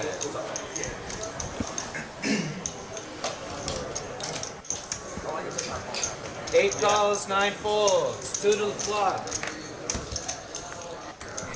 Chill Bill's going to raise it up here with 7-6 of diamonds and the small blind on the straddle pot. Flying Hawaiian calls the big blind with Jack 9 of spades and flops it. Flops the flush and decides to slow play here. Chill Bill seems pretty content just to keep checking with his pair of 7s, see if he can get a showdown. But now that Flying Hawaiian bets, he's like, not a good flop for me. Not my hand, you can take it. No, I can't, Rabbit. No rabbiting, the dealer says. Rabbiting is seeing the river card. Asking to see the river card and they show it to you.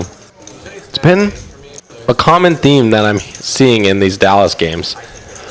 I personally don't like it. I think that people need to pay if they want to see that next card. If you're not willing to pay, you're not supposed to see that river card. It's going to stay a mystery forever.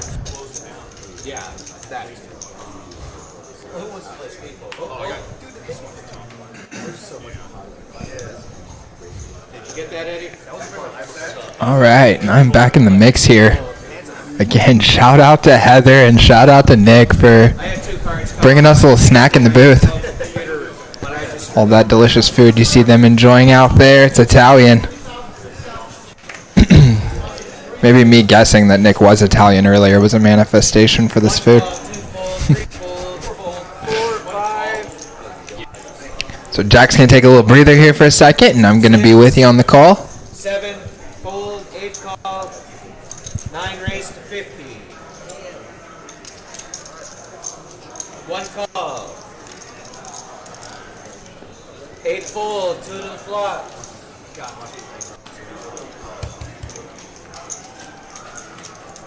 So it looks like the boy is coming in with the raise here to 50. He's got 10-9 suited in the big blind with several limps to him.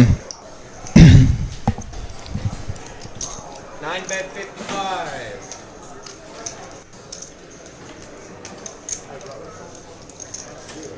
And now the boy gets a great flop for his hand. Second pair and a flush draw. But James, I believe I heard that he came in for the raise. Yeah, and there it is, $130 raise. He's feeling a little frisky. He's got a pair of tens as well, but he is out-kicked, and the boy has that flush draw to go with it. He's not going anywhere. Now, I think James might be enacting that strategy that Jack was just talking about earlier, which is to put in the raise as a blocker for future streets. Another reason for betting that goes beyond the traditional value slash bluff. There's a lot of reasons like that, and this could be one of them, that you want to control the action on future streets. And you see him again bet to get called by draws. I actually don't mind this line at all. This is a line that I've been experimenting with quite a lot. You raise with this hand where you want to control the action, plus believe you have the best hand and can get called by a lot of draws. After you get called on the flop, you bet the turn and then plan to check back the river, as he does. But unfortunately this time he's going to get the bad news that he is out-kicked. And I bet the boy thought that was the last thing that was going to happen, was that he was going to get to showdown, be up against a pair of tens, but have the best kicker. Probably thought that it was possible for James to have a 10, but that he most likely had like an ace-10, king-10. And James being a little tricky there, and even though that one didn't work out, I actually like that play a lot. I think that's an underutilized line. Makes you very difficult to play against. Obviously the boy has the flush draw there, so he's probably not going anywhere, but imagine if he had a different 10 that has no draw with it and gets raised. It's going to put him in a really tough spot being out of position. If he has a jack, he's very rarely going to re-raise you again. So you get to control versus that hand and just go to showdown and find out that you're beat.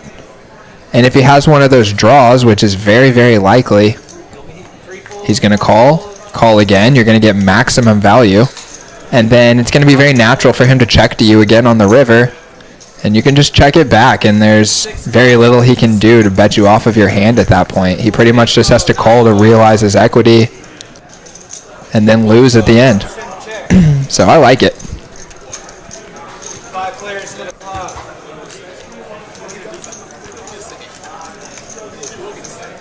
Heather letting us know that she did put in the bat signal. How's that food, Jack? So good, he says. Couldn't agree more. Needed it. There's nothing better than, like, okay, mediocre food in a time of need tastes 5 times better than excellent food in a time when you're not that hungry. If you're starving and you get some, like anything, it is just off the chain. And then it's double good whenever it's like this situation where we get brought some basically primo food for the situation that we're sitting in. Take out Italian, and you're hungry at the same time. It's just so good. 8 call, 9 fold. All right, so Tricky Fish has flopped the goods here. He's going to have to fade a heart on the end. He does. Nick had turned that flush draw to give him a chance to win. But Evan secures it. Goes for value on the end. There's none to be had. No one has anything. And he scoops an $800 pot. That one like got sneaky big right there. Funny, we've seen a lot of pots in the 1K plus range. And still, no one is up over a $2,300 stack, which would be Frankie, who feels like he has been relatively removed from the action tonight. Him and Knock both, who are 2 Next Gen boys. The Next Gen group, that is Frankie, Rosie, and Jello, that social media conglomerate we were just talking about earlier. The 3 of them are usually here, but unfortunately Jello's out of town traveling for Thanksgiving, seeing some family back home. And Rosie woke up not feeling well this morning, so he's missing out. Hope you feel better, Rosie, if you're still tuning in. And so Frankie, the one of the 3 Next Gen boys that could make it tonight, is right there in the 5 seat. And then 2 to his left, that's Knock, who's raising it up right here to $20. And Knock is the editor for Next Gen. Does all of their vlog work and some of their shorts, which have been tremendously popular and helped skyrocket their subscription numbers. And now Knock, who has been so patient all night, he opens, gets multiple calls, and then gets squeezed by the big blind. Tricky Fish. I'm back, dude. Just in time to see this hand I'm stoked about. Yeah, no doubt. This one's going to be a good one. These are these 2 guys that we were talking about that know each other off the table. They love trash talking. And Knock's going to be out of it here, but Nick flops a little something and might be hanging around. Yeah, going to be hard to go away for an $85 bet into 400 here with position on him. No doubt. And can make some very strong hands when you turn trips a straight or even 2 pairs to be the best hand here. I like Knock's decision to get out of the way. I know you want to battle here with the backdoor flush draw. If he doesn't have an ace, maybe he can take it on later streets. But he realizes Nick's behind him. There's no reason to float here. No doubt. And there he gets there on the end. Tricky Fish actually goes for the check line on the turn, which I'm pretty surprised about.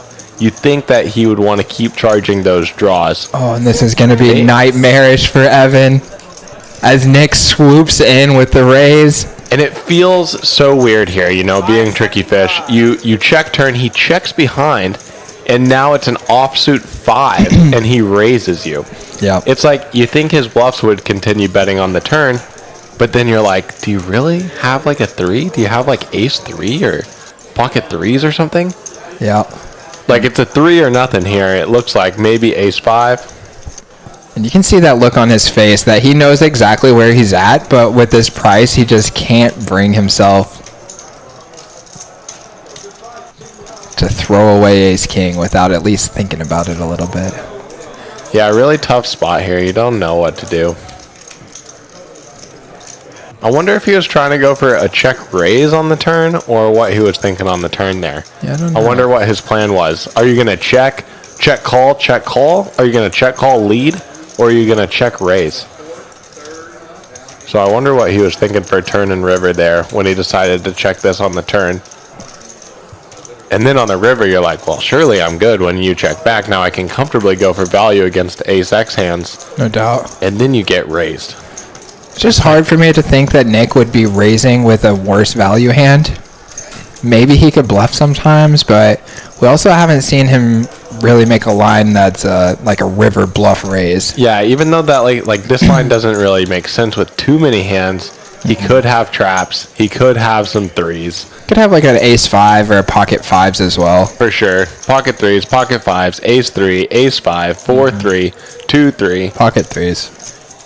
So there's quite a bit of combos here, and you kind of just, I don't know, just have to give it to him here. For sure. For taking this line. He could also have like all of the 3x. But everyone's like, I don't know, I'm confused. I'm going to just call. Sees the bad news. And bang! Nick just takes down a big one again. Yeah. Let's go. Oh, and look at Nick cresting that 70% VPIP plateau. That's a tough one to get to. That one is. You gotta be playing a bunch of hands. Yeah, you can get past that 50%, but that 50 to 70 is a tough thing. For sure.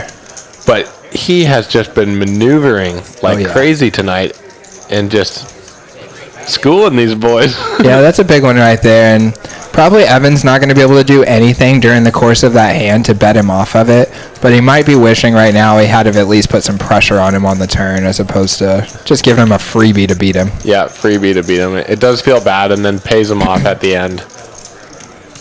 It's just, yeah, tough spot on the end for Evan there. I love the style of the boys stacking up his chips. That's what I've been doing lately. I mean, it's very ninja style. I mean, yeah. It matches his persona.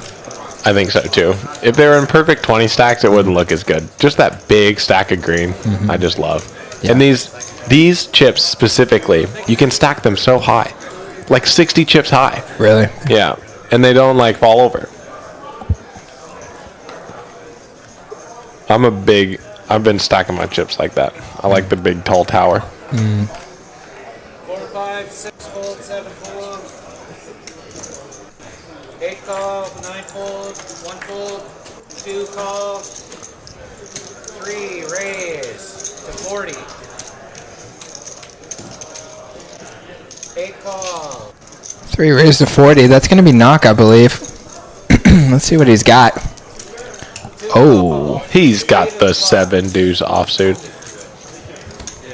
He's been very quiet tonight, so I think that people are going to give him a lot of credit. He gets called 2 ways, though. Tricky Fish is like, you know what, bud? 10-8 offsuit. I'm in there right now. 8 fold. Boom. He is pumped. oh yeah. Shows it down. Gets paid the bounties. He doesn't look that excited. It's tough when you're really excited, but no one else is excited Yeah. or cares. Tricky Fish just flicked them $10 and then looked away like, meh. Yeah. Whatever. But pick up the nice pot and the bounty from everyone. No doubt. No doubt. Glad for one to go his way. He hasn't picked up too many hands tonight. Not even options of where he could get involved. Right. There's those chip counts again. Got a couple of guys flying under the 1K mark, but pretty much everybody's got a healthy stack to battle with. This is a 2-5 game. We've had some 2-5-10, 2-5-10-20, and even a couple of times the $40 straddle go on, which obviously changes the dynamics of the game dramatically when those stack sizes shrink by 2, 3, or 4 times. In recent hands, it feels like it's been mostly 2 and 5, 5 fold, 6 fold, 7 fold, 8 fold, which means we're playing pretty deep. 1 fold, And now Nick 6 has a real hand. 2 raise to 20, 2 fold, Oh, he stepped away from the table for a second. Oh, yep. And the real hand is swept into the muck. But luckily for him, wow. What a bullet dodged. Wow. You have ace king and Tricky Fish gets aces. And everybody folds. And Tricky Fish wins one of the smallest pots of the night. And there was a queen on board, so Yeah, and you know Nick wasn't going anywhere for at least 1 or 2 bets, and yeah, probably not two at bets. all. Yeah, exactly. Probably not at all. And he fades a bullet, both literally and figuratively. With the bullets, I guess. Wow, nice. I like it. He dodges the bullets. Dodges the bullets. I can dodge bullets, baby. Is that what Phil says? Helmuth? Yeah. I think that's what he says, yeah. Isn't that a boxer term? Maybe you're thinking of float like a butterfly, sting like a bee. No, I'm not thinking about that. But that is definitely a boxing term. I think that's Muhammad Ali said that one. That guy is badass. Yeah, for sure. No doubting that. Was just in a nice conversation yesterday. Actually, I was really enjoying this at WinStar because there was a whole group of people who were advocating to me that Tom Brady is the greatest athlete of all time. Wow, I bet you were loving that. Oh, I mean, we were having a good time. How could Nick Morgan not have a good time when people are saying Tom Brady is the best ever? And part of that was Cage, WinStar legend, Yep. who was telling me he had interviewed at a party, as a party game, a bunch of people, and every single one of them said Tom Brady. Wow. Wow, 6 for 6, he said. Wow. Yeah, that was... Obviously no soccer players there. We did discuss soccer players, but nobody could really come up with one that we felt like had a definitive case in terms of the winning. Yeah. Could also be because we don't know soccer that well, but... True. The World Cup has just started, so that's exciting. Nice. USA plays tomorrow. Do they? Against Wales in their first matchup ever in the World Cup. Wow. So it's going to be an exciting one. Everyone tune into the World Cup. It's one of the best sporting events that we have on this planet. Nice. That's ironic, actually, because I'm planning to go play poker against an entire table of whales.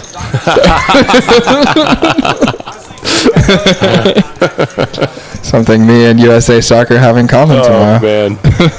Well, maybe you can watch them play the whales while you play the whales. No doubt. I'm curious to watch that. Do you know anything about America's chances? I know that they are not good. Not good, yeah. Not a huge surprise there, but yeah, I think they're like a run-of-the-mill team, right? Yeah. They're not like bottom of the pack or anything. No, like they're a team that like if they go off, like there's a chance. So it's kind of exciting in that way. Yeah. But you just expect them to lose to one of those European teams. Sure, and I have, honestly, with soccer, it feels to me, even though it's kind of counterintuitive because there's not much scoring, but it feels to me like the best team wins really often. There's not a whole lot of upsets. Yeah, it does seem like that too. It's just, it's really hard to get through a good team to get on goal. Mm-hmm. And they're going to just put more pressure on you throughout the whole game. Mm-hmm. So you like getting them better than one goal is going to be really tough. Yeah, that makes sense. Too hard to make it down the whole field.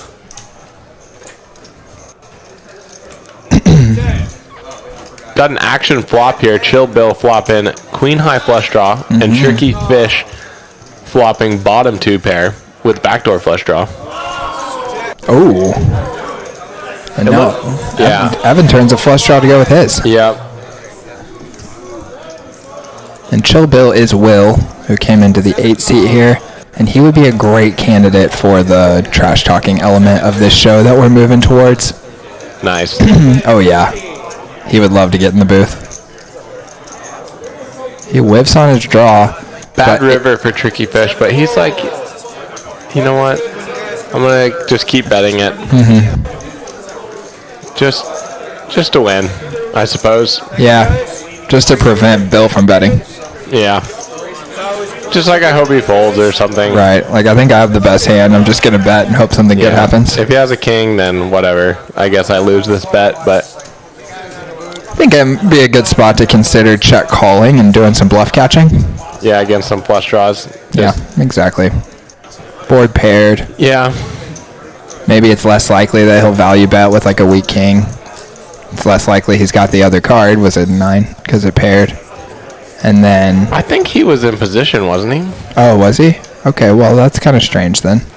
Maybe not. Maybe I have that wrong, but that's what I thought. That'd be pretty thin. That's pretty thin. Yeah. How thin can you go? I mean, you're trying to get called by ace high at that point, I guess. How much was out there? You bet $50? Yep. 150. No, it was like 75 it out there. It was a limp pot, so it was a smaller pot.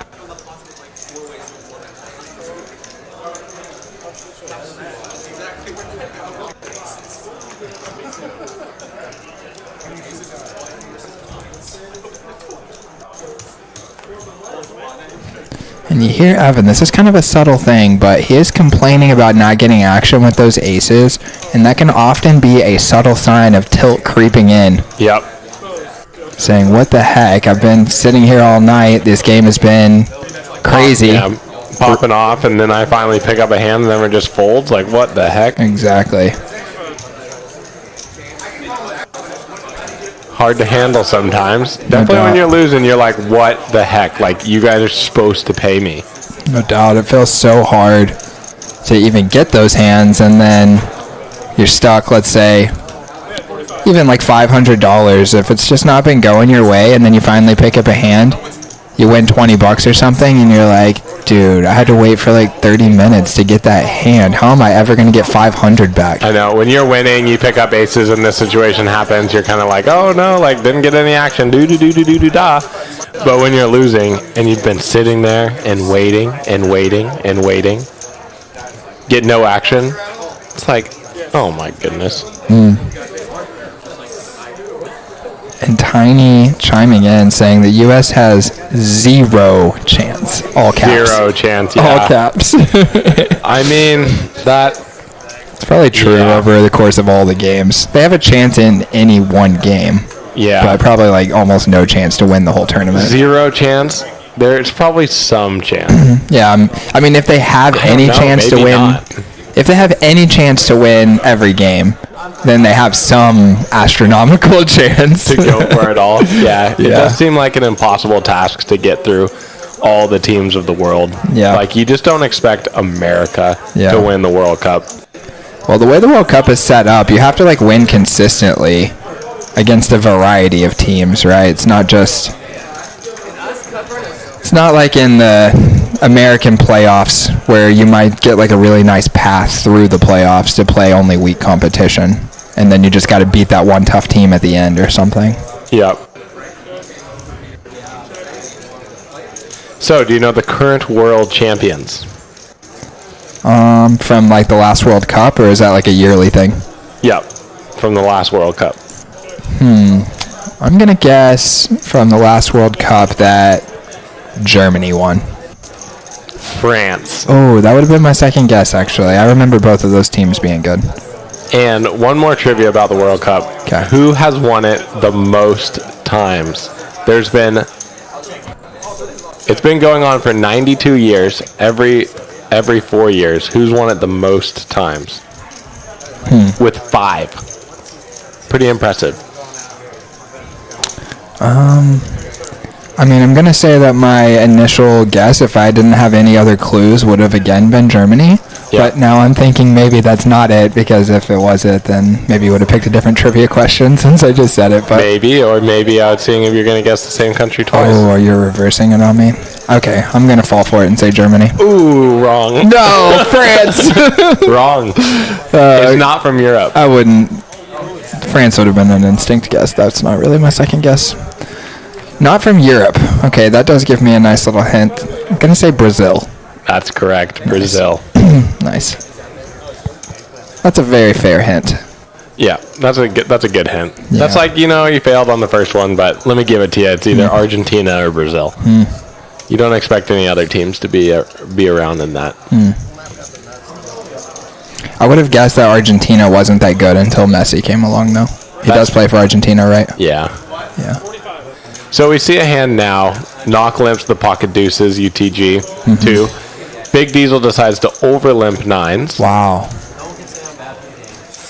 And then Flying Hawaiian raises to 45. Looks like Knock just gets out of the way. He says, this is too big, short stack.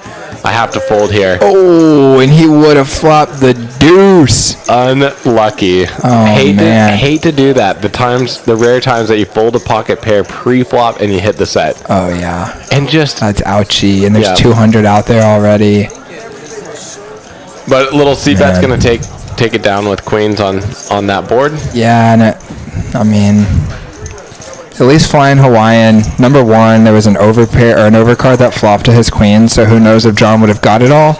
And then number 2, he was pretty short stacked, so he only had 500 to start the hand. So yeah. I think when it goes 5 to 45 on a $500 stack, it's tough to call this spot. Yeah, I like Knox fold here for sure. But frustrating altogether. That leads to the I'm a little card dead. Oh, you see him shake his head right there? Little subtle signs like that. Yeah. You can tell. Yeah. Him and Tricky Fish have both kind of looked dejected in some certain ways. For sure. And it can often be where you've sort of convinced yourself inside of your head that you're dealing with the tilt well. Like you shake that head and then say, okay, I'm back focused, like I'm not going to be tilted. But like the fact that you're having to fight against it shows that it's like in there a little bit. Yeah. It's like in your instinct a little bit that when it's slow, when the action's not rolling your way, you start to get a little bored. And definitely on the live stream, like you're only here, you only have 4 hours to pick up hands. Like you want to get into some spots. You want to be able to look back and say like, oh yeah, this hand, like that was super crazy. What'd he have? But like Knox Knight is like, well, I played. Nothing happened. I didn't get any cards or situations. Yeah. And now I go home. Nobody's going to be talking to me this week saying I saw that huge pot that you played on the live stream. Exactly. They're going to be saying, you're a nit. They're going to, yeah. How about that VPIP, dog? Yeah, dude. Why don't you get that VPIP over 20%, dog? Oh, speaking of it might come right now. Nick 6 in the lead, 2.7K. He's having a good session. Oh, yeah. Frankie's had a slow session, but he still looks like he's up $700. Yeah. That's a good amount. What do you think about that look on Frankie's face there?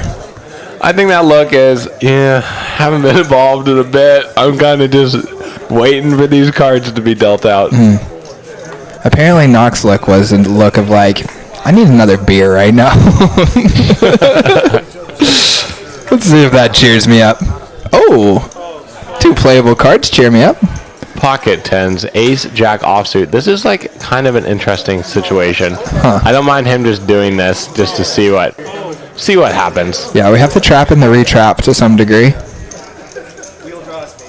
And the boy's gonna fall for it. Oh no. I don't think so. I think this ends up happening all well. Oh, no, it's James who's gonna fall for it.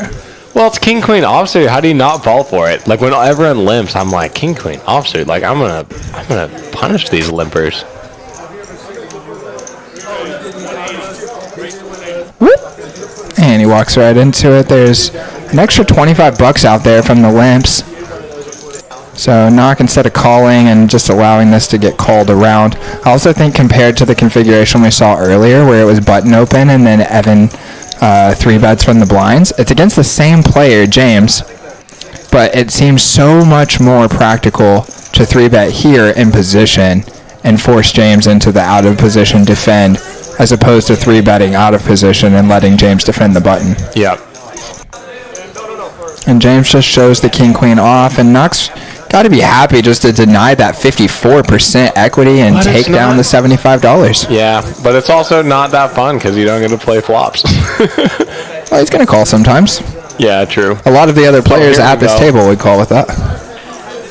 Big Diesel up 1.7. Wow. Let's go. Let's go. I did not realize he was up that much. Yeah, he must be in for 700. It's nice. Yeah, little 4X's stack almost. Oh, yeah. 3.5 hours. We got about 30 minutes left with you guys. We're at 3.5 hours of the stream right now. It just flies by, doesn't it? Appreciate the interaction we've had in the chat. Would love to get more of that. If you guys are tuning in here, we can see that we've had a steady flow of viewers all night long. And we would really love to get some more chat engagement. Tell us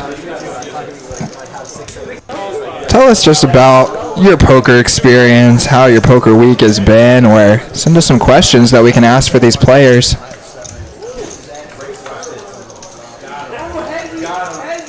I think I'm going to have to take this bet from Tiny Poker. 100K to 1? 100K to 1 about USA winning the World Cup. That's going to give me a good sweat. Yeah, how much action is he going to give? Like, can I bet $5 to win $500,000? $10 to win $1 million? I'd probably bet $20 on that if I can win $2 million. I would bet $20 also. Yeah, that'd be worth it just for the story, I think. Yeah, I don't know. That would be tough. Like, you forking over $20 million or being in debt the rest of your life because you had a YouTube comment saying, I'll give 100K to 1. That'd only be $2 million, though. Oh, yeah. But that would still be a pretty heavy hit, especially if you take 2 bets from each of us. You're probably, that's a lot of work hours.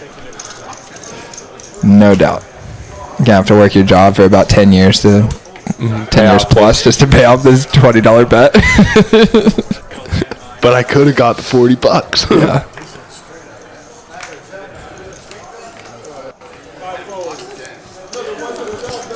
Right there.